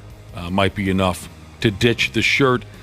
She says this etiquette expert, taking off your shirt at the beach or pool is fine because you might be jumping into the drink. You can feel fine taking off your shirt on a friend's boat, but maybe not at a backyard barbecue. That's it. That's at least the thoughts of this etiquette expert. Maybe not at the barbecue. Working out. How many of you just work out? Occasionally. Yeah, sometimes. It's pretty common for dudes to exercise without a shirt on to try and stay cool in warm weather. When you're running shirtless outdoors, spectators will only see you for a moment. That's not the case if you're exercising in a gym. So how many of you go to an indoor gym type of a scene? I do. Yep. And do you see, are there dudes on the what do they call that thing that Josh walks on? Treadmill? Yeah, do you see guys on the treadmill? Ice? Every once in a while. I've never seen them go shirtless, but there are the guys that they're barely wearing a shirt. You know, they have it. It's not just a sleeveless. Like the sides are cut out, and it's kind of cut down the chest. It's like, you're barely wearing a shirt at this point. Just take it all the way off. See, that doesn't bother me because I can't say like, oh, you're barely wearing a shirt, because if I'm a sweater. You guys know this. So like I am that person that will get down to like a sports bra and spandex in the gym. And so I'm like, well, I'm basically wearing like nothing. So I'm sure that angers. Now guys are going to try to figure out what gym Ashley goes to. All of them. I go to all angers of them. a lot of the guys at the gym. So no one has a problem with a dude taking his shirt off at the gym. No. No, doesn't All right, bother me. okay. Do you? It's hot in there. At sporting events. Are they playing? Yeah. What are you talking about? Are they playing? No, the ones with their shirts The person with the shirt off. That does make a difference. Because then, yes. I feel like you only see that when they paint their chest or like they do something, right? Yeah. Or they're trying to be macho when it's, negative 20 degrees and they're showing how tough they are by going shirtless. No, I actually kind of like that move. I have seen it at the Twins game. You get the people in the upper deck, and they're just blazing in the sun. Oh, on a hot day. Yeah. I can You see see, that. so much has changed. Like you guys said, it seems to you they only do that if they're drawing a logo on their chest, or what was the other example? They're trying to be tough guys in the 20 below. But when I was a kid, going to Twins games, there were dudes that, even at the old Metrodome, because it was the air conditioning wasn't so good in the joint. If you wanted to see multiple drunken dudes in jean shorts and no shirts, all you had to do in the 80s was go to a Twins Brewers series at the old Metrodome. It was just loaded, and a lot of guys had mustaches back then. So here's the deal. You go to an outdoor game, it's a little warm out. Here in town, the U of M's Huntington Bank Stadium, the joint where the soccer team plays, and the joint where the Saints play, they don't have policies on male shirtlessness. So if you go to a game, it's a little hot, they can't throw you out. I've been to several Saints games. I've never seen a shirtless dude. It's just not like it used to be. Even on some of the really hot days. And again, I think it's because suddenly there's this image that if you are a man and you remove your shirt in a situation like a ball game on a nice sunny day, or at the gym, or I think people look at you sideways. They think it's low class or redneck. I am curious when that changed, because even when I was in middle school and early in high school, I hung out with this group of boys. We're always outside, and like 2 or 3 of them were always shirtless. And I never thought it was weird. It was just a normal thing to do. But now I think if I was at a Twins game and a guy walked by me without a shirt, I'd probably double take. Yeah. It seems like it went reverse. Women are kind of wearing less clothes, and men are wearing more. That's miserable. I hate I see you there, Waffle. Yeah, I get it. You ever see anybody? You ever see a dude lose the shirt at the rock concert? Absolutely. Yeah. You usually stay away from those guys. Yeah, because they're usually stumbling. Yeah.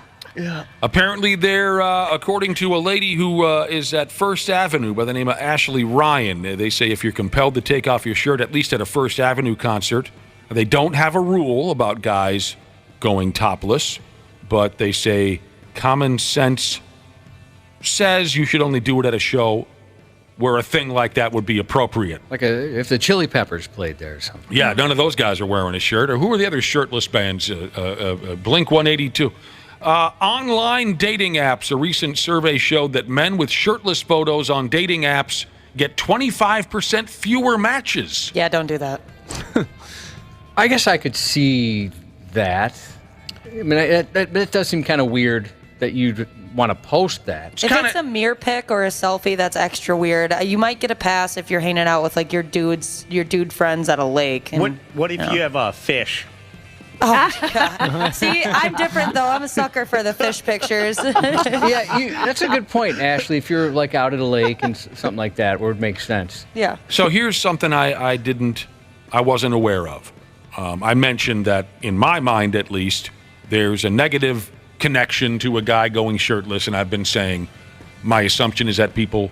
It's not just an assumption because I've heard comments. My thought on it is that it's looked at as redneck or low class. I didn't think of this. I'd never heard of this as far as the online dating apps thing. Or just in, oh no, it is specifically to the online dating apps. Women see a shirtless photo as a sign of immaturity in men. Yeah. If they're taking their shirt off and putting it up on their dating app. Yeah, I guess I kind of even go that way. Immaturity. Like kind of frat boyish. Yeah, exactly. That's the vibe they give off. Mm-hmm. I still remember every single detail of when I learned about the dangers of shirts and skins basketball. What are they? Dude. This is one of those moments that I can't forget. Now, I know this was played out in a Ben Stiller movie sometime in the late 90s, but this happened to me way before there was a Ben Stiller. This was when I was in high school. Me and a buddy used to like to go to the YMCA in our neighborhood and play hoops. And there was one of these overly serious pickup games happening, right? And they were playing shirts versus skins. And they asked my buddy and I, 17-year-old kids, they needed a couple of guys, do you guys want to play? And we said yes. And I regret that to this day. Because, like I said, these were the overly serious guys. I was on the shirts team. My buddy joined the skins team, no shirts. And they were real serious about setting picks and screens and things that we played plenty of basketball by the time we were 17 years old, but no one set serious picks or screens in our group. At this YMCA pickup game, they were doing everything like it was on the NBA channel. And I'm chasing this guy with the basketball, and the biggest, sweatiest son of a bitch is waiting there for me to set a pick. And I slapped into this dude. There was a splash sound. There are people texting in on that at concerts that they don't like sliding off greasy, sweaty guys. I can totally understand that because this dude had been playing pickup basketball for about an hour and a half before we joined. He is pouring sweat. I ain't kidding you, Janelle Klein.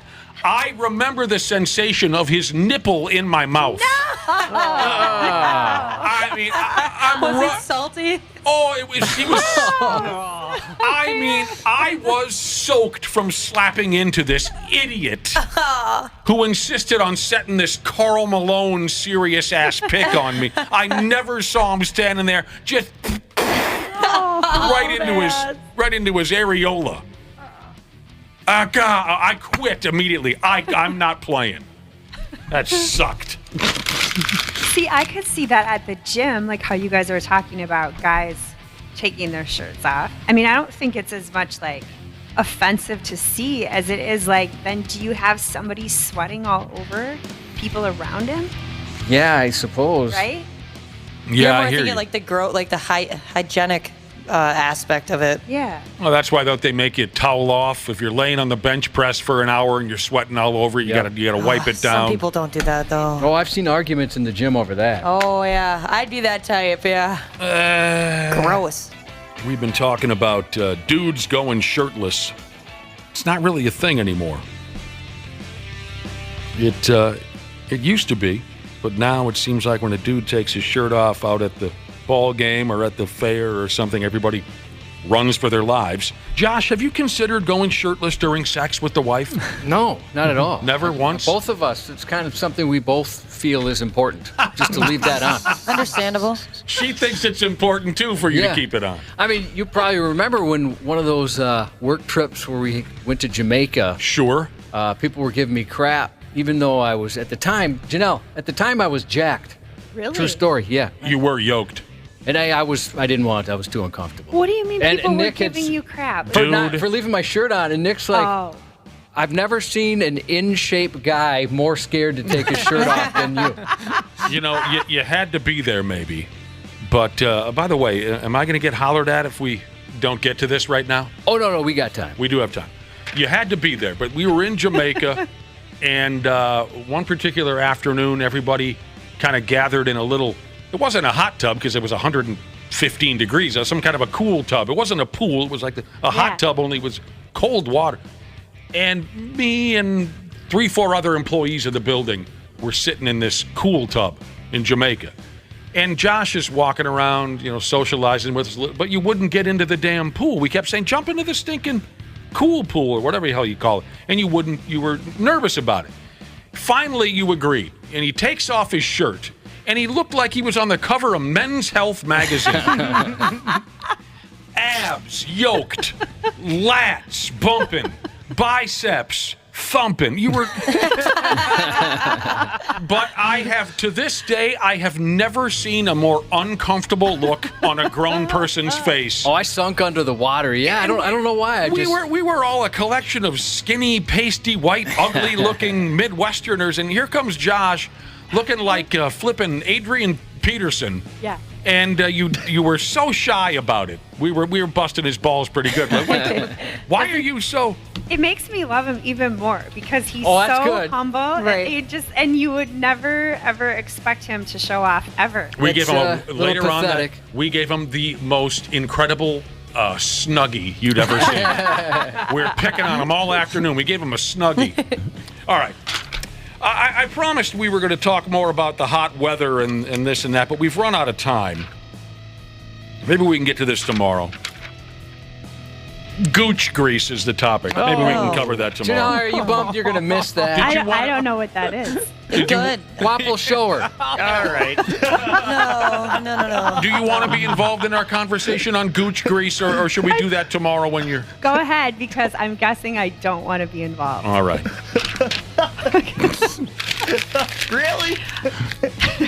Have you heard of swamp ass? Do I have to put that in the Google machine or what? No. Yeah, Gooch grease? Yeah, why not? What if I said swamp ass? Do you know what that means? Generally, I Okay. guess. All right. This is similar. The men in my family, we're known for our butt sweat. I don't know, honestly, I don't know what it is, but it's just we have a lot of sweat glands in that area. You're listening to the 93X Half-Assed Morning Show Backtracks.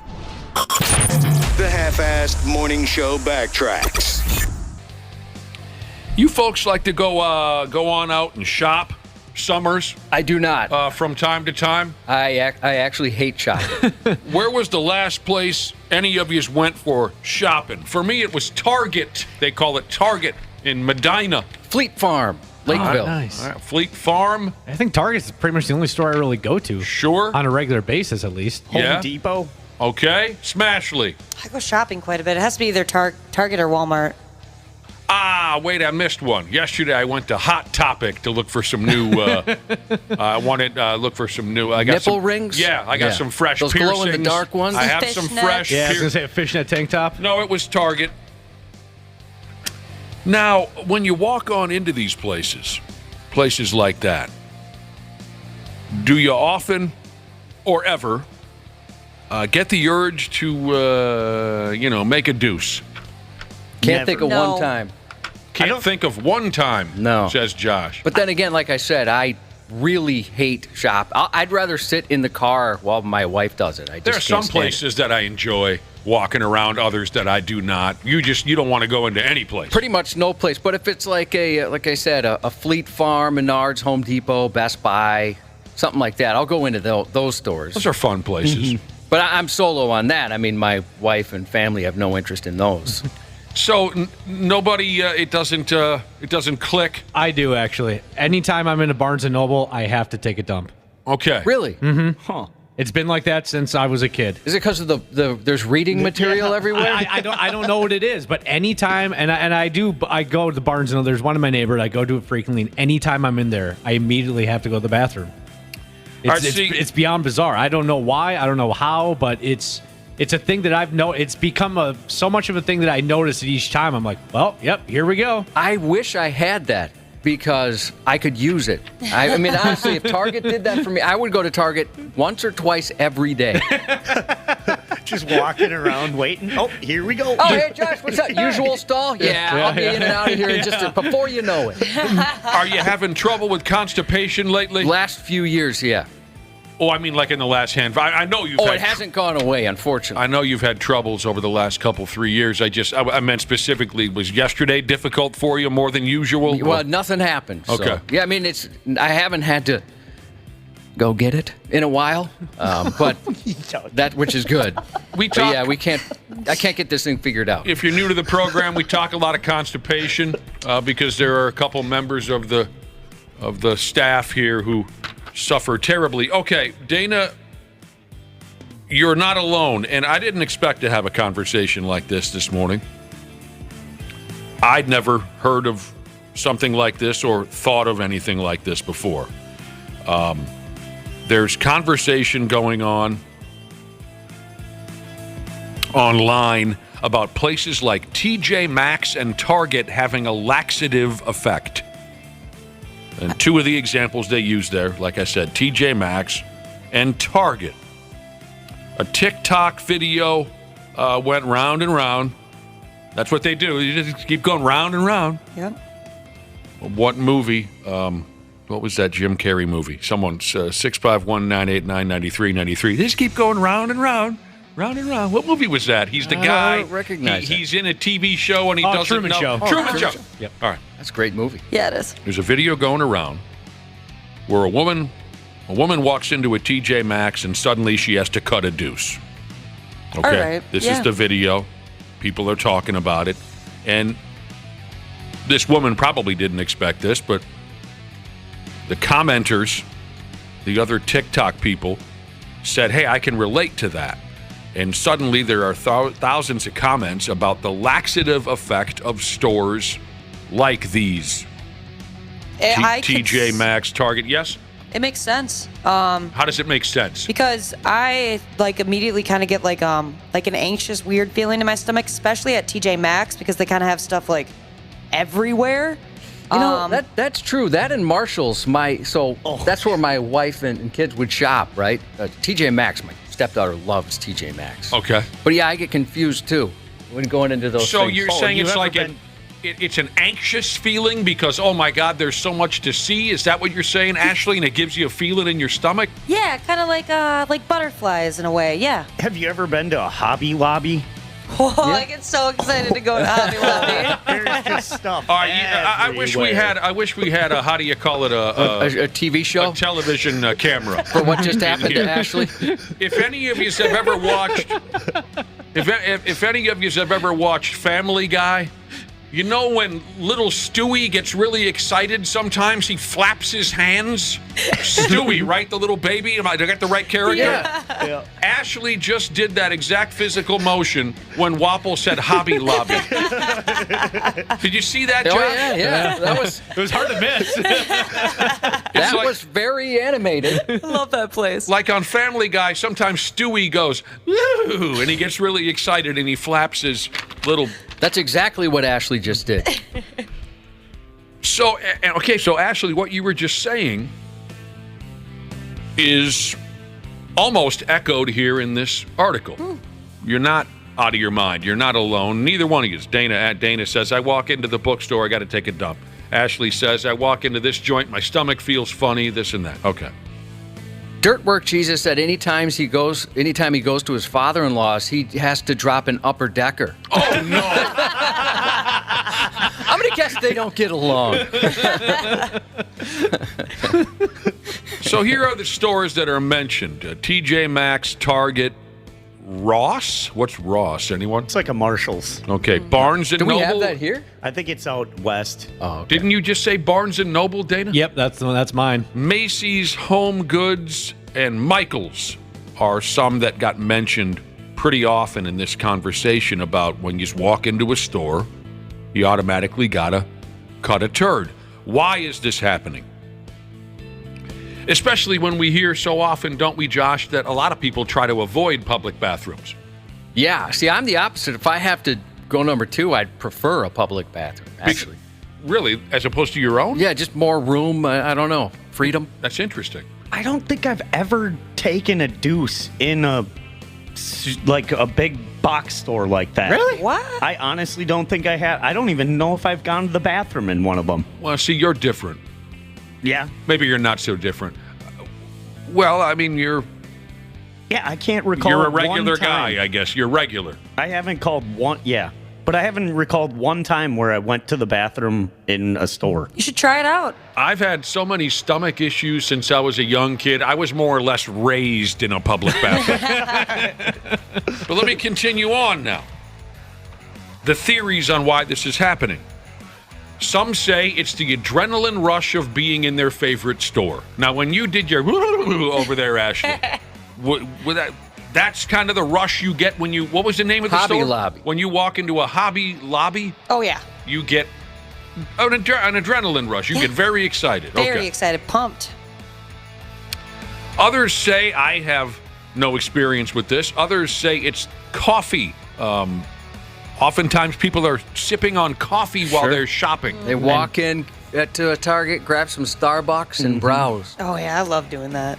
You ever had to ditch the cart somewhere to go back to the bathroom? No, I haven't had to do that.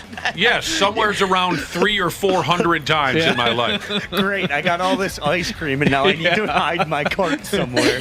Dana, you have no idea how many times I've had a half a cart full of whatever it is, and I've had to try to hide it in a place because the staff at some joints will come around and see an unattended cart and put everything back. Yes, dude. Yes, they do. So I have done this hundreds and hundreds of times where I walk into a joint and I have to, for Christ's sake, I got to hit the head. But I'm chalking it more up to just my natural stomach issues over the years. But maybe now that I'm reading this, maybe it's some kind of excitement that I don't think so for my own personal self. I think it's just because I have usually if I find myself shopping at a store, it's a Saturday or Sunday. Well, what did I do the prior night? Drank and ate, lots of beer and a lot of terrible food. Mm-hmm. That's what I'm chalking mine up to, but maybe I'm wrong. Well, and it probably never hits you right when you walk in the store. It's always when your cart's half full, you're almost done, and then you're like, oh, great. Well, it hits me at any time, Wapple. There's no rhyme or reason. It's all different times. Sometimes right when I'm paying. Did I ever tell you about the time when I was getting a haircut? Oh no. Boy. That would be brutal. Ooh. Did you end up stopping it? No. Oh, you fought. I'm sitting there waiting for someone to give me one of those haircuts. And it finally was my turn. One of those joints where there's like a couple of friggin' stupid kids waiting and this and that. I'm like fifth in line. Finally, my turn comes. I sit down in the chair and just boom. Yeah. I had that happen once too. Dude, it's on and it's on now. But I'm in this tiny little joint. There's no escape. There is a bathroom. But if I go in there, they're like, you know how it is at some of those joints, Josh? They're just really lightly, quietly playing KS95 over the friggin'. No one's talking to each other aside from the very small talk that the barber or stylist might give you. What are you up to today? No, it's silent. And I know I'd rather sit there and battle this than go in there and unleash the fury. Because I'm going to be the laughing stock of this friggin' joint. 9 times out of 10, that doesn't bother me. But in this case, I just thought, I can't do it to these poor people. I'm surprised you held back. Usually, that's not your usual style. You're right, but it's all women and a couple of little kids. I just didn't want to be that guy. Not in this situation. So I'm sitting there and I'm fighting it. and the lady is slowly cutting what's left of my hair. I'm pouring sweat now. After a while, I turned sheet white and I'm pouring sweat. And the lady that was cutting my hair stopped and said, "Are you okay?" And I said, "Oh, I'm just not feeling." And what I wanted to say was, "Hurry up and cut my friggin' hair, please, so I can get out." I was... I had the same exact situation. Only a block from my home, so when it was over, I mean, I pinned... Oh, that helps. I pinned the accelerator. What was your situation? The exact same thing. I held it too because the bathroom was essentially right next to the chair. Within a couple of feet. Someone's just laying back, hitting their Close hair, enough where you had to walk sideways to get between the chair and the door, and it would have been completely obvious what was going on. There are a few exceptions to my normal rule is hell. Put a hat in the middle of the room. If I gotta go, I'll go in it, right? But there are certain bars and restaurants, and like this barber shop, I just couldn't put the other patrons through it. So back to this. A lot of us, when we walk into a store, we automatically have to hit the head, and it's a number 2 skis. So some say it's adrenaline from being in your favorite store. Some think it's because folks are drinking coffee. Some say it might have to do with all the walking. Okay, that'll shake it loose for some of us. Or fluorescent lights. I don't know anything about what's behind the idea of fluorescent lights causing you to go to the bathroom. I'm just glad I'm not alone in this. I always thought that was like a weird thing that I had. I'm glad that other people experience this phenomenon as well. Dana, you name a store, I have fouled their restroom. Refinery electrician Jesus said he has a serious phobia to go number 2 in public. Absolute fire emergency only. He'll just turn it into muscle until he gets home, is what he said. Turn it into muscle. Good for you, dude, that you can have that option.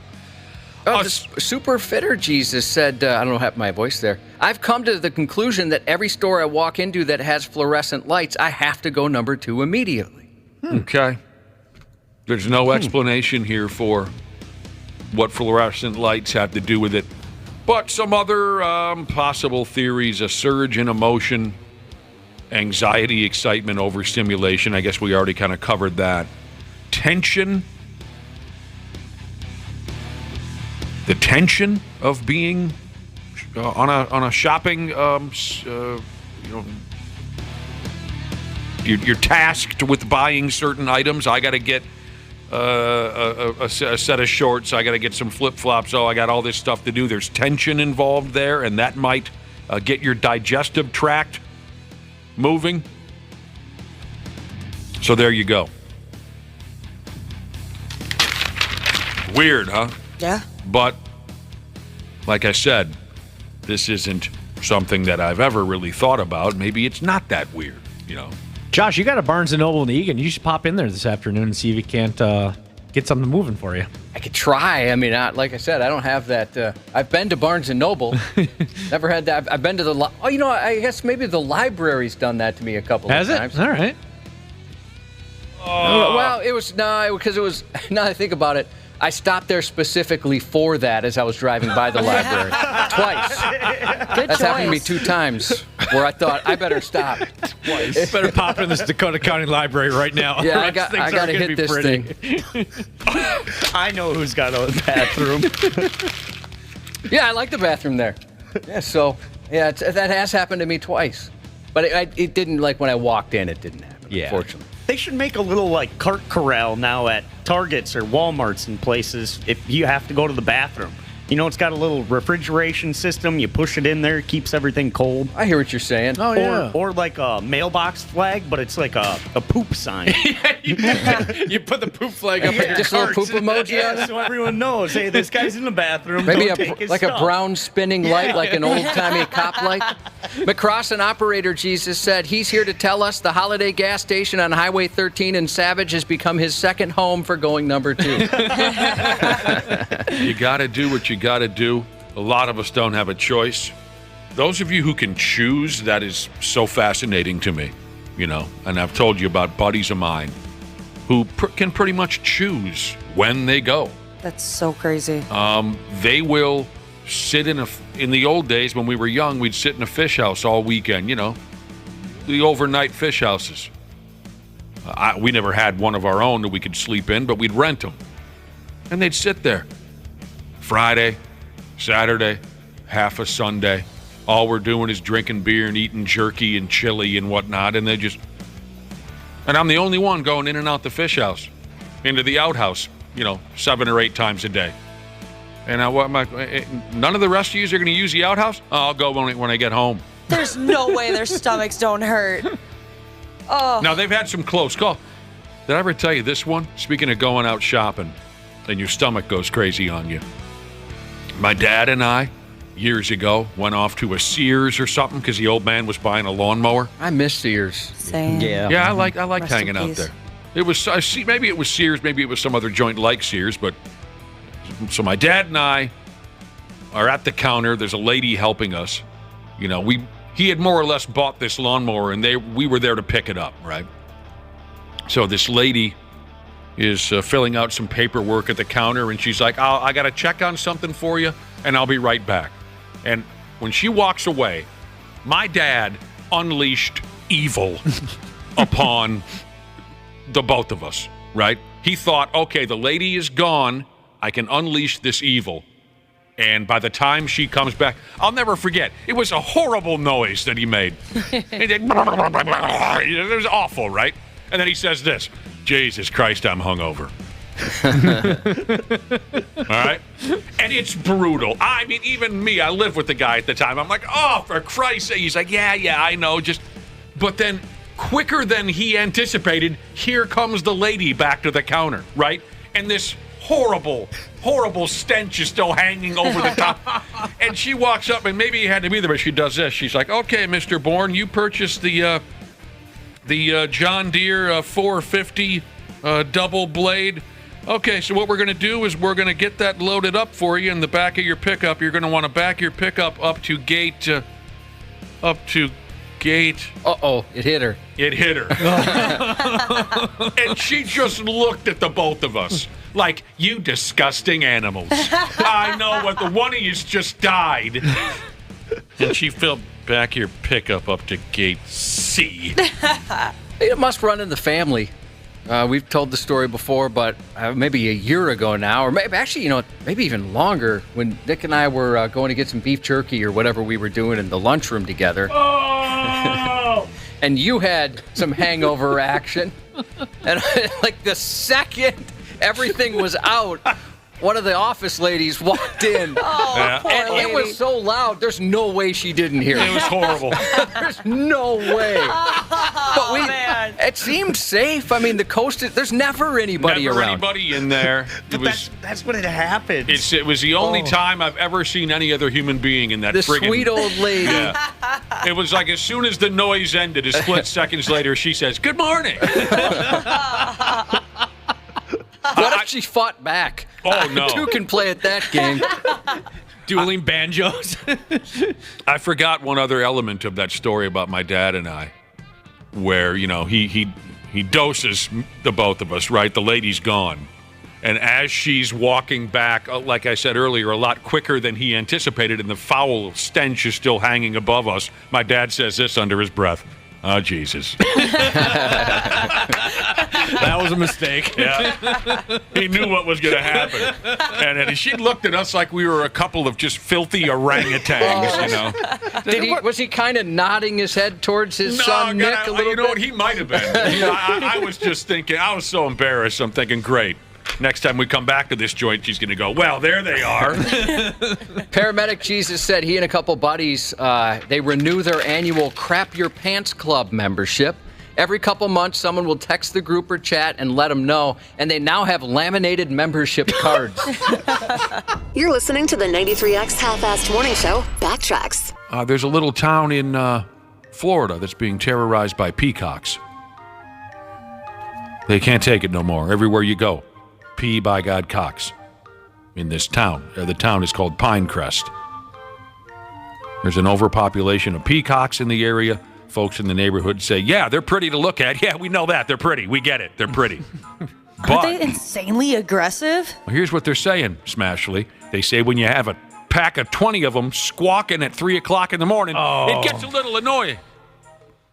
They say when the peacocks see their reflection in cars, windows, and in house windows, they attack their reflection. Yeah, they're super territorial. I remember because my ex wanted a peacock. I don't know, wanted it as a pet to like guard the house. Guard the house. Yeah, Was that kind of what led you to thinking, maybe I married the wrong guy? That was the start. Forget about a dog. Forget about a... Yeah, if there was like 3 homes in a row, 2 with Rottweilers and 1 with a peacock, I'm robbing the peacock house. Yeah. There's a sign at the end of the driveway, beware peacock. I don't know, man. I'd turn around. There's some verbiage in here about the aggressiveness of these peacocks, but first and foremost, they say when they see their reflection, they attack it. So they're pecking at the car windows. They're pecking at the windows of people's houses.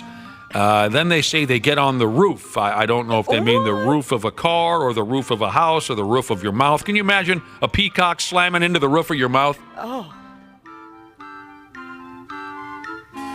The locals have said that we are now currently pert near peacock mating season, and that's where they get real aggressive and protective of their nests. They pick up small children by the back of their pants and throw them across the lawn. But the neighborhood has a plan. They don't want to go to war with the peacocks. Hell no. But they have a plan. The plan is mass peacock vasectomies. Oh, that's humbling.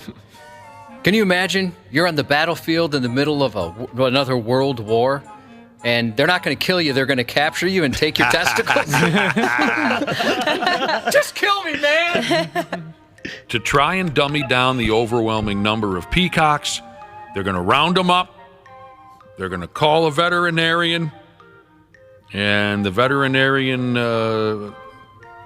heats up a broken-off car antenna or whatever. I don't know how. And then, as Josh would say, they will begin the reckoning. Man. How much is that going to cost? A good question. Don't know what it costs to... You really, honestly, I'm not trying to pick on you, but you don't know what it costs to give a peacock a vasectomy? I don't. Jeez. Wow, man. You know, I thought we made a promise years ago that we wouldn't embarrass each other on the air. I didn't mean to. I was so shocked. Now I feel like a friggin' idiot. That a grown because I man. do not know the cost to vasectomize a peacock. I don't. But they're nice people in the neighborhood, Josh. They want to coexist with the cocks. They don't want to hurt the little bastards. I mean, there's some advantages, right? To having some cocks in the neighborhood, I would think. They just want to take the bullets out the gun, so to speak. Declare a ceasefire, you might say. Now, I'm just a city kid who grew up in Minneapolis. Do we have wild peacocks in the state of Minnesota? Yeah. We do? Honestly? Yeah. Really? What? Yeah. I've never seen one in my entire life. Can you hunt them? Are you sure you're not looking at a pheasant, Dana? No, it was a peacock. turkey? In my grandparents' backyard in Roseville. Well, it must have been a pet then. Oh, yeah, no, you're right. Yeah. There's wild peacocks in Minnesota? What? Just in Roseville? What are you talking about? There's no way. That must have been a house pet that got loose. There's Yeah, no... it looks like it doesn't look like, because obviously they don't originate here. Was it a house pet, Dana? I don't know. It was just strolling through the backyard and it flapped its So we don't know if things there's wild ones. Let me see, yeah. Maybe it was a turkey, dude. I think it was probably Just a pretty turkey. Could have been a pretty turkey. You know what I Yeah, kind we of... Well, do we have a not. lot of turkeys by us, I can tell you that much. There's a Fox 9 story from May of 20 of this year. Peacock spotted in Eden Prairie. Okay, Well, it yeah, doesn't mean but it's a wild Yeah, peacock. they're not- yeah, they're I'm not saying I wild. saw a peacock. I don't know if it's wild or somebody's pet. I didn't ask it questions. We were just amazed as it kind of just wandered through the backyard and went to the next yard. No, wait a minute. I'm not trying to be a dick again. You were face to face with a peacock and you didn't ask this peacock any questions. Wow, man. Boy, you're surrounded by morons. I really am. Yeah. I work with some dumb people. I'm going to write this down so I can talk to my wife about it tonight. You wouldn't believe what happened at work. I'm going with there's absolutely no way there are wild peacocks in Minnesota. You There's saw not. somebody's house pet that busted loose. They're in a whole different hemisphere. You know what I'm thinking Different of? hemisphere, even. There's a lot of birds that are dicks. Birds are just dicks. Dude, I agree. Well, geese especially. Well, there's peacocks, there's geese, there's ostrich apparently are dicks. There's turkey, and then turkeys are jerks. And then flamingos, I heard were jerks too. I had a problem with a crow in my backyard. Crows too? There Remember, we go. I tell you about the crow. I put the mirrors up. He never came back. Oh yeah, I remember that story. He never came back. They don't like their own reflection. He flew away from it and never came back. Wapple, you're onto something. Just a couple weeks ago, I was telling you I was attacked by a. I just forgot the name of it. Robin. Yeah. Oh, that's right. Totally. And it was going after my dog. I got a 185-pound dog. It didn't care. Didn't care. I'm going on record right now. Wapple said birds are dicks. Yeah, birds suck. You're not going to get arguments. You got to finish it by saying Wapple said. Wapple said. Yeah. Everybody, I think most of us would agree with that. There's a douchiness to them. The 93X Half-Assed Morning Show.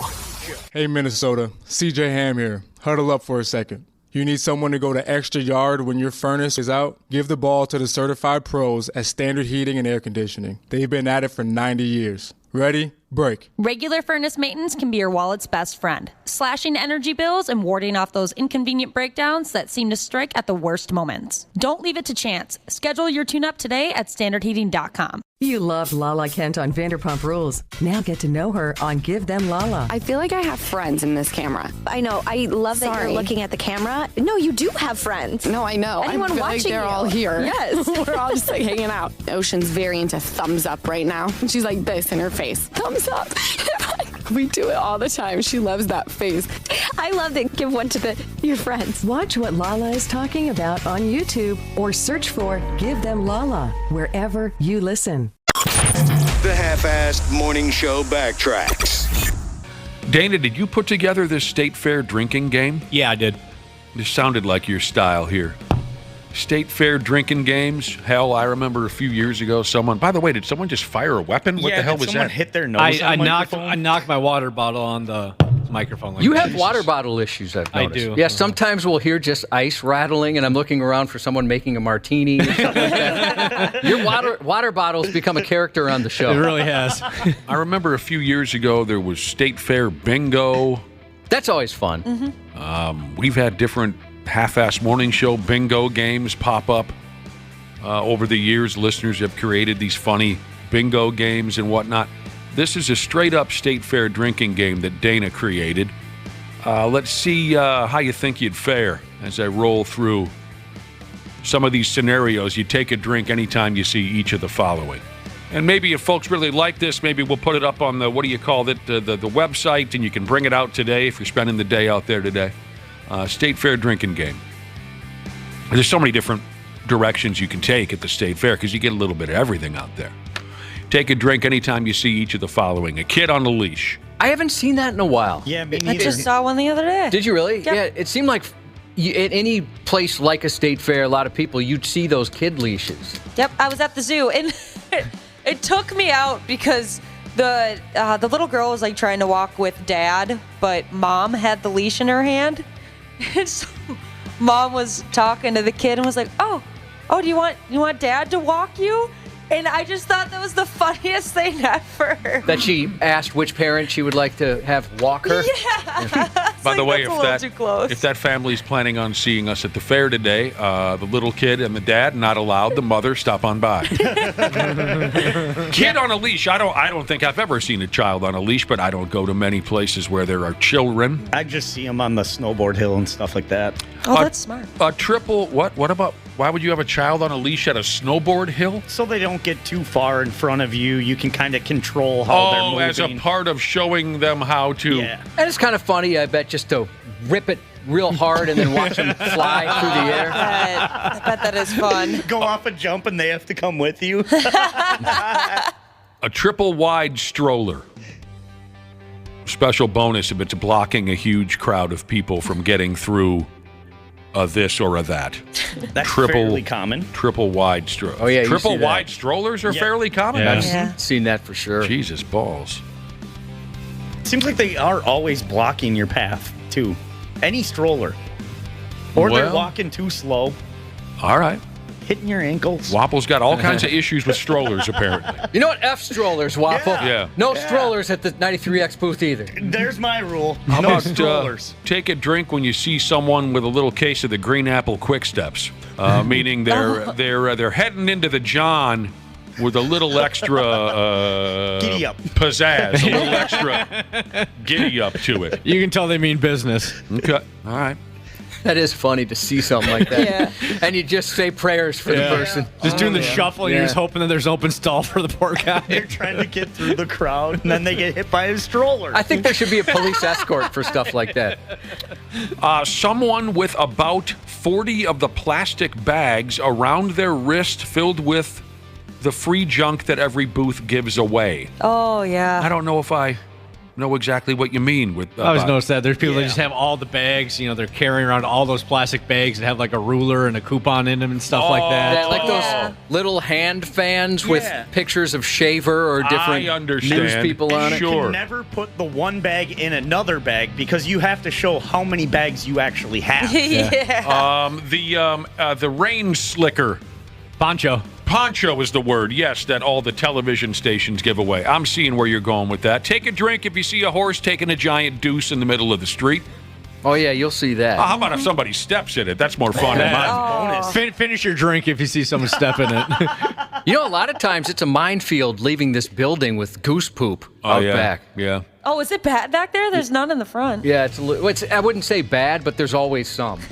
How about take a drink when you see a drunk person in line to get another Steve Weiser that they surely do not need? Have you ever seen someone cut off at the fair? I guess I haven't. No. I'm sure they do. No. Yeah. I just haven't seen it. Cut off. But I don't like to stay late. Yeah, I haven't been at the fair past dark in a long time, so I'm not sure exactly. I don't know. Cut off at the fair. Good question. Someone dropping their food on the ground. You take a drink. You finish your drink if they pick it up and eat it. 5-second rule. My wife has even a on the ground? 1 week rule. Like there's Wait a minute now. There's a difference between the 5-second rule in your own home or at a restaurant, in my opinion, or the 5-second rule at the friggin' fair. We're talking about outside, dirt, grass, horse manure. I think it depends what the food is. Okay. I always feel so bad for those people. Yeah, that does suck. Feel bad for what people? When they drop their food, especially if they like just got it and they turn around and then someone bumps into them and then like cheese curds everywhere. Or I feel bad. Yeah, I feel so bad. I'm with you. I feel bad. You know, and then sometimes you'll see the kid do it.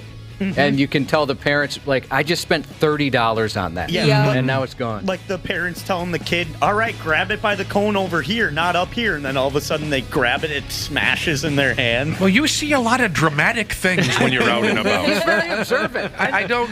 And another thing I hate, when people are at a restaurant and they're just eating by themselves. I don't know why. Oh, I love going out to eat by myself. That's called master dating. Did you know that? No. For Christ's That's the sake. new term. I was just reading about that. Yeah, master I love dating. doing that. Maybe we can talk about master dating later. Yeah, I just feel bad for him. I'm like, oh, dude. I like being by myself. Same here. Yeah. Okay. It's cheaper. But you would go to a sit-down restaurant like Applebee's. Why and get never- sat by yourself? And I went to Olive Garden not too long ago by myself. Oh, that's a power move Dude, right there. it was awesome. Wapple, it'll be all right. yeah, I hated that in the kitchen. I would look out and I'd be like, oh, bro. Oh, I'm sorry I'm making you sad, Waffle. Give me a free dessert next time. Did you mainline some Red Bull before we went live or something? What are we doing now? Again, the State Fair drinking game. When you see a pair of pissed off parents who obviously regret the decision to bring small children to the fair, you take a drink. That's the people I feel bad for, too. You can just see they're so exasperated and just exhausted with life. Yeah, a lot of my friends, they go to the fair twice. Once without and then once with. That's smart. A couple sharing their food and thinking they look so adorable. I don't like sharing food. A group of teenagers taking a selfie in an inconvenient location. Oh. You take a drinky. That was the worst when there was like, what was it, Pokemon Go or something? Whatever people were playing at the fair one year. Yeah, that was that's it. awful because people would stop in like the middle of they'd be walking perfectly normal and you'd be behind them and they'd just dead stop. Yeah, cell phones have made a difference with people not really paying attention to where they're walking, and certainly selfies. And then Wapple would say, and a guy has a triple-decker cheeseburger, and he's on a unicycle, and he's balancing a beach ball on his head, and then he look, he loses all of it. I wouldn't feel bad for him. A politician walking around with a fake grin on his face, desperately hoping someone will recognize them and come talk to them. If you see that at the fair, you take a drink. On the same note, a radio personality walking around with a huge fake grin on their face, desperately hoping someone will recognize them and come talk to them.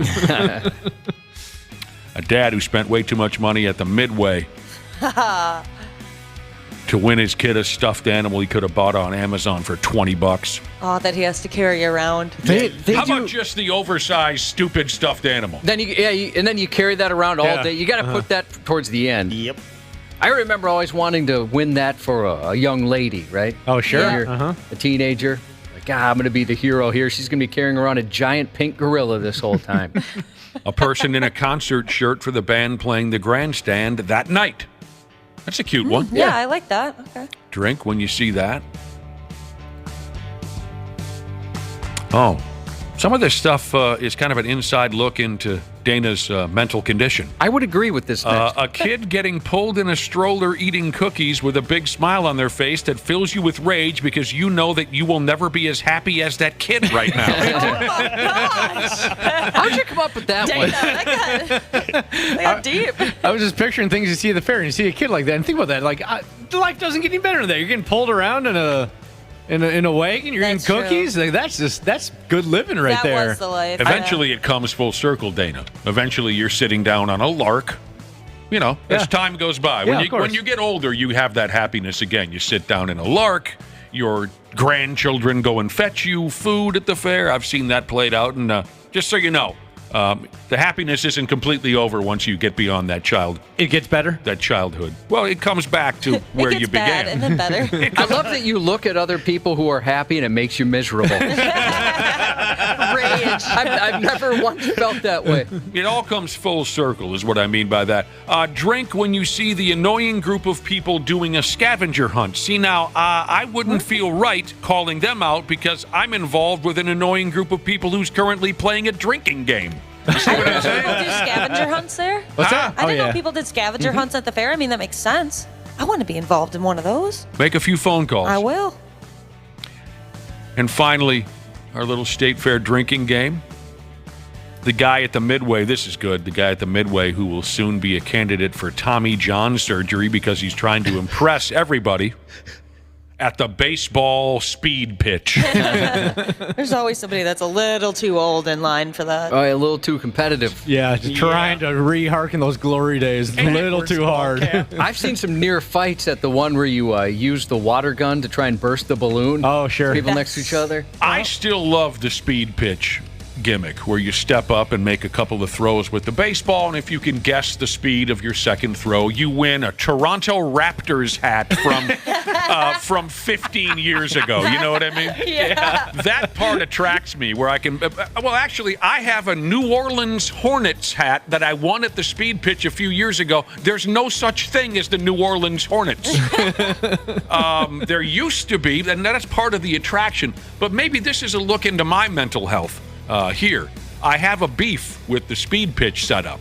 It's meant for you to naturally throw a baseball, but yet I'll be hanging out there, because I dig it, like I already stated, and teenage kids will walk up and say, yeah, I'll go, and then they make someone clear a 30-yard space for them to get a running start. And I want to say, I'm sorry, what brand of baseball do you watch where you get a 20-yard running start and then you use your entire body to catapult the baseball as fast as any baseball has ever tried? That's not how this works.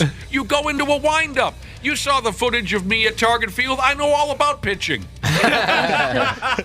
That's not right. If I were the guy working the booth, I'd say, no, there's no running starts. So you can throw 80 as opposed to your natural 60. Have you guys gone into the building where the Timberwolves have like their little basketball challenge set up? That's really cool. Mm-hmm. That's neat. Yeah, that's fun to watch. Yeah. Well, there you go.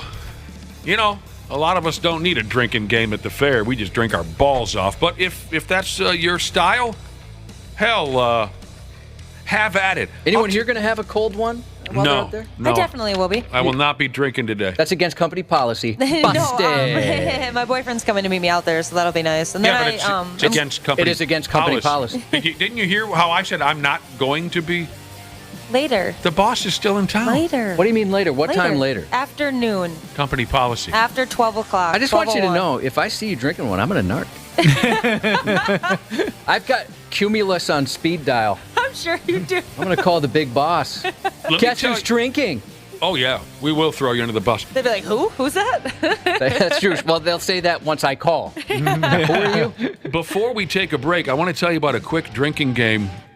I want to tell you quickly about a drinking game that I played at the Renaissance Festival many years ago. I've only been there twice. I went there when I was 6 or something, and then I used to go every year. I never place. got involved in the Renaissance Festival. To be honest with you, I don't get it. It started But- this last weekend.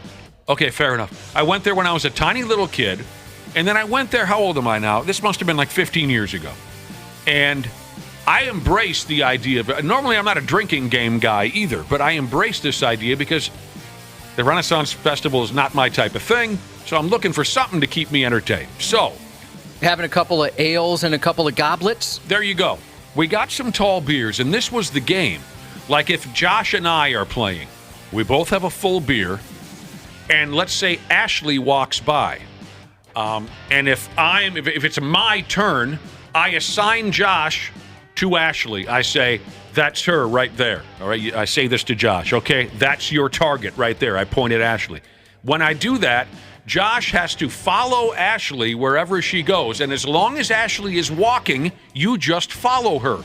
Oh no! If she stops, you have to drink until she starts moving again. Dude, I would notice like right away. I'm like, what's this dude doing? Part of the fun is when they notice that you are following them. But again, that's the game. So then, if it's Josh's turn and Dana walks by and Josh selects Dana as my target. Josh says, that's your target, points at Dana. I have to follow behind Dana wherever he goes. If you stop, I have to commence drinking. Once you start moving again, I can stop drinking. So as you can imagine, if some people stop and stare at a sword swallowing event or whatever they do at the Renaissance Festival, if Dana stops and stares at that for a long enough time, I guzzle my entire friggin' beer. I'd pick an old person. Oh, exactly. That was the thing. Is you get wasted pretty quick. You know, that was you did not want your opponents to pick an elderly person. Sometimes you don't want them to pick a child. It just that's the mind F of the whole game. I thought that was a lot of fun, and we did get pretty ripped. I bet. So keep that in mind if that's more your speed.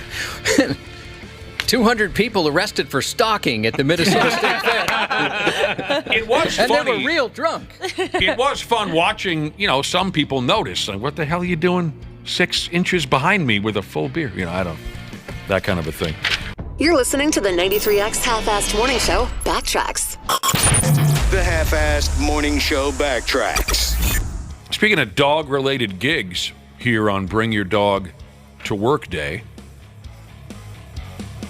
I was reading about some different kind of jobs that you might not have heard about.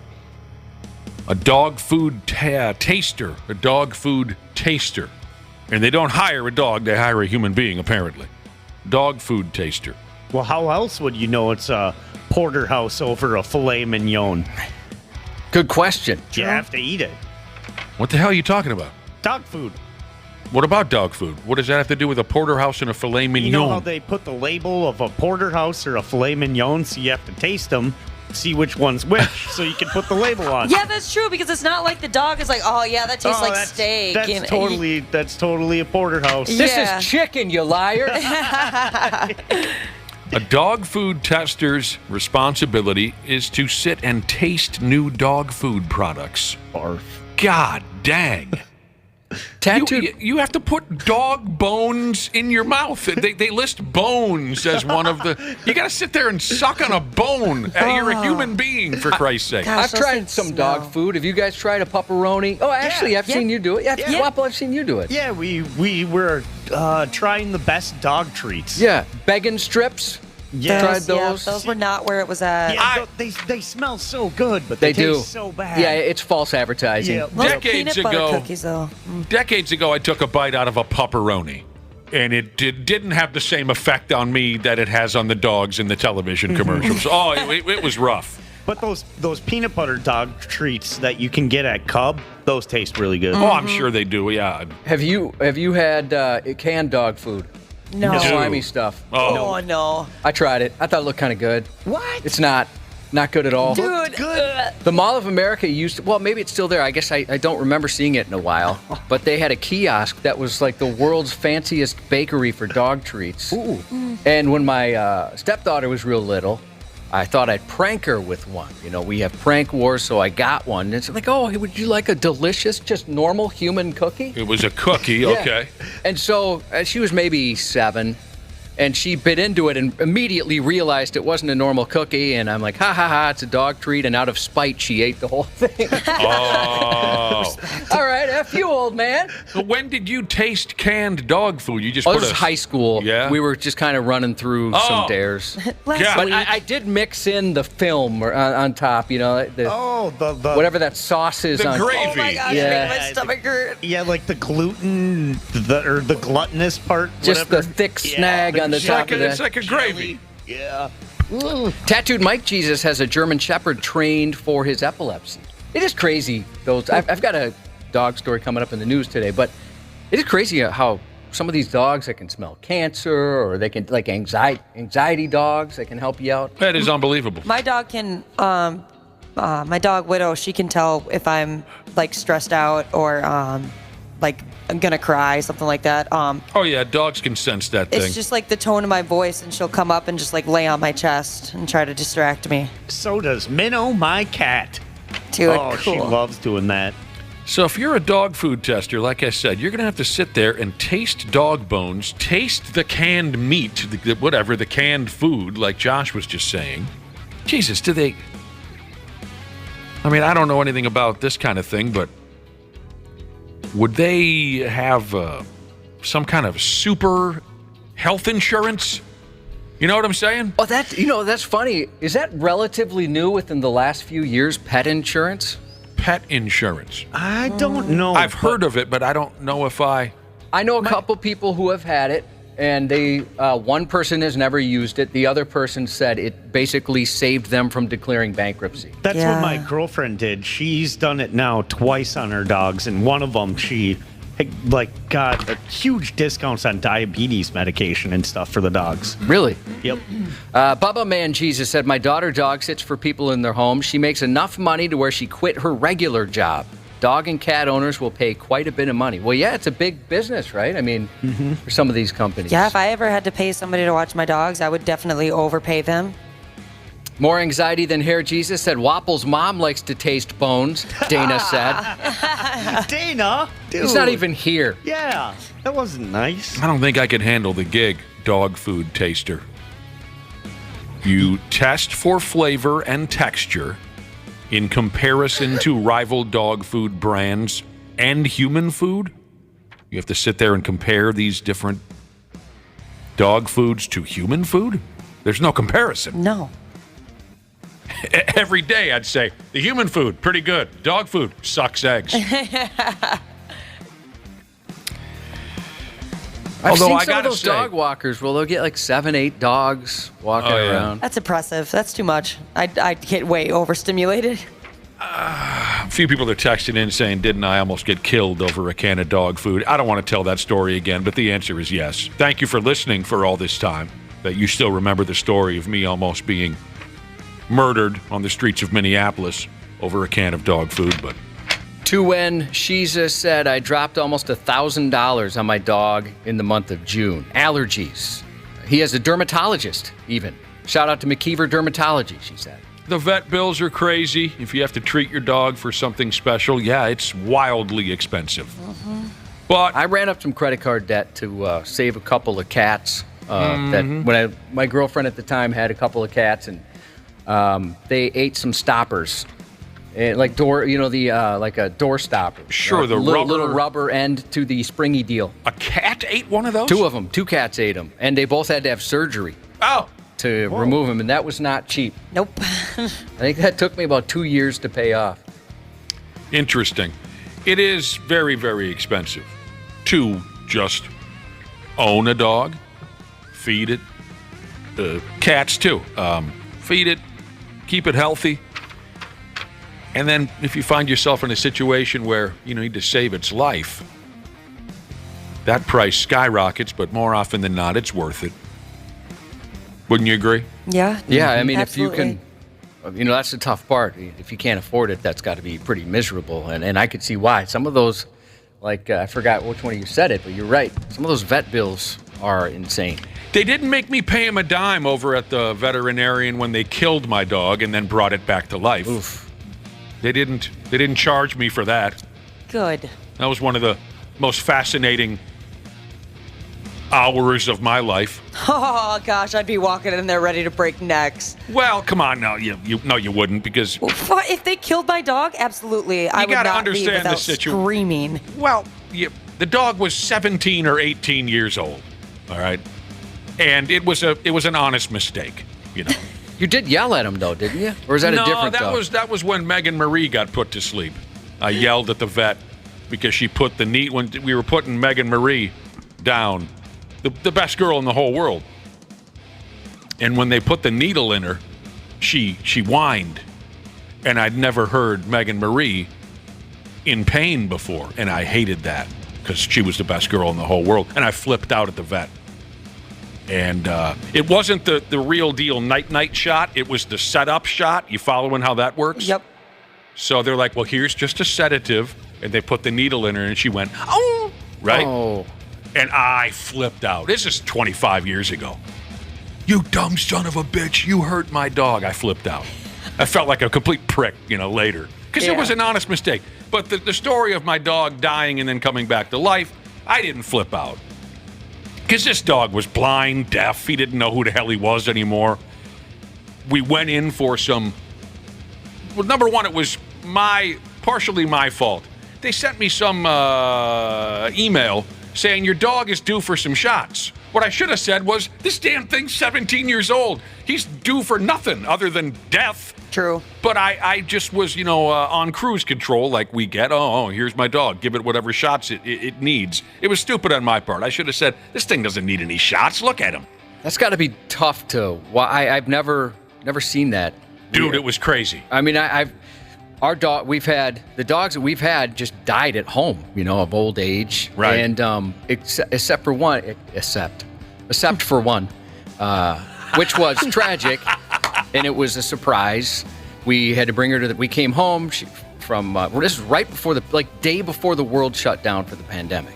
And I think we were at the car show, and we come home, and she's acting really weird, and she's usually real hyper, especially when you come home, and she's acting weird. And so, the kid's at home, so my wife's like, I'll just bring her to the vet just to be safe. And then they had to put her down. She had something called bloat. Her stomach flipped up, and she was an old dog. And that stuff happens so often. Yeah, I was shocked, and I was miserable that I didn't go with. My wife was bawling after she called me. She said, what do we do? Because the vet's like, we could do a surgery, but she's not going to survive, and it's just going to torture her, really. I know so many people whose dogs have died in that same fashion where their stomach just kind of goes weepity deep, and that's the end of that. And I didn't even get to say goodbye. I mean, I thought, well, she'll be back tonight and she'll be fine. And then to add to it, my wife's brakes went out on her way home at 2 in the morning. Oh, yeah. They went out. Someone's looking to kill our entire family. Yeah. I almost lost both my bitches in the same night. So back to this situation where the dog died in my arms. So I turned him in to get these shots, and it was dumb. Like I said, I should have turned it down in the first place. And, whatever. You know how that stuff goes. 10 minutes go by, and they bring me back the little dog, the Ozman. Was his name. And he's a little dachshund, so I'm carrying him like a football, and I'm walking up to the desk to pay. And as I'm paying for these shots, all of a sudden, it felt like I had a wet towel over my forearm. And he was just, wow. Eyes rolled up in the back of the head. And I remember looking at the, the receptionist, and I pointed at the dog and I said, "This doesn't look right." And she shot out of her chair. Oh, no. And she ran to get the vet who had just treated the dog. And he comes out and he sees this wet rag with a tongue and a tail and grabs him from me, and they go racing into the back. And honestly, Ashley, because of his age, I didn't really barely react at all. I just kind of told myself, well, that's the end of that one. I really did, because if it would have been a 2-year-old dog, it would have been totally different. But then this dog was older in the hills. So, I don't know, another 10 minutes go by, and here comes the vet, and he is shaking, and he has tears in his eyes, and he says, "I'm so sorry. I gave him a shot that I shouldn't have, but I've just given him a shot of adrenaline to his chest, and it looks like he's responding. I think he's going to be okay." And they said, "Yeah, we might want to hang on to him for a couple hours." I said, "Yeah, go ahead. Give me a call when everything's all right." A couple hours later, they called me. I took him home. He acted like nothing happened. He was completely fine? 20 minutes later, he died. No, I'm kidding. Oh. He lived another, I don't know, maybe lived another year and a half. Or he was 19 stinking years old. Pretty good. Yeah. That was one adventure that I'll never forget. I was just thinking, it's amazing how long he lived. Oh, damn. And it's because he consumed the blood of the young. That's got him when he ate my stepdaughter's face. Oh, it was the blood of the young. I think that must be it. That's what kept him so young so long. He did try to eat an 11-year-old. How old was she? 9, 10, 11? So this would have been 2000. Again, the math on this show can be difficult. It's brutal. This was 2008, and she's 21 now. So what does that mean? Oh, damn. That's a long time ago. Yeah, I don't know. You heard us try. If you were listening yesterday, I'm not you heard even us going to try. Yeah, you heard us try to do arithmetic, and we failed terribly. That's a long time ago. Yeah, a long time ago. You know, one of the most fun gimmicks over this had to have been within the last year, was when we had our listeners just send us pictures of their pets. That was fun. And tell us their names. I loved that so much. We're at 651-989-9393. If you didn't get to us last time, hell, it's Bring Your Dog to Work Day. Why not do it again? If you got a spare minute, send us a text to your dog, your cat, whatever. And a few people already have. It's put a smile on my face. Yeah, go through. You'll see a few of them. Yes, really I love like that. I want all the pictures. We were talking about how expensive it can be to be a pet owner. This person said they had a dog with epilepsy. They got a credit card just for the vet bills. It averaged between $500 and $800 a month. A month? Whoa. That's like a nice car payment. They'll get you. I wouldn't be able to do that. That's so scary. They'll get you. The 93X Half-Assed Morning Show. 93 The 93X Half-Assed Morning Show podcast is sponsored by Standard Heating and Air Conditioning. New episodes drop each weekday. If your podcast platform has ratings, go ahead and give us 5 stars and maybe give our enemies 1. Thanks, and here's a word from our sponsor. Regular furnace maintenance can be your wallet's best friend, slashing energy bills and warding off those inconvenient breakdowns that seem to strike at the worst moments. Don't leave it to chance. Schedule your tune-up today at standardheating.com.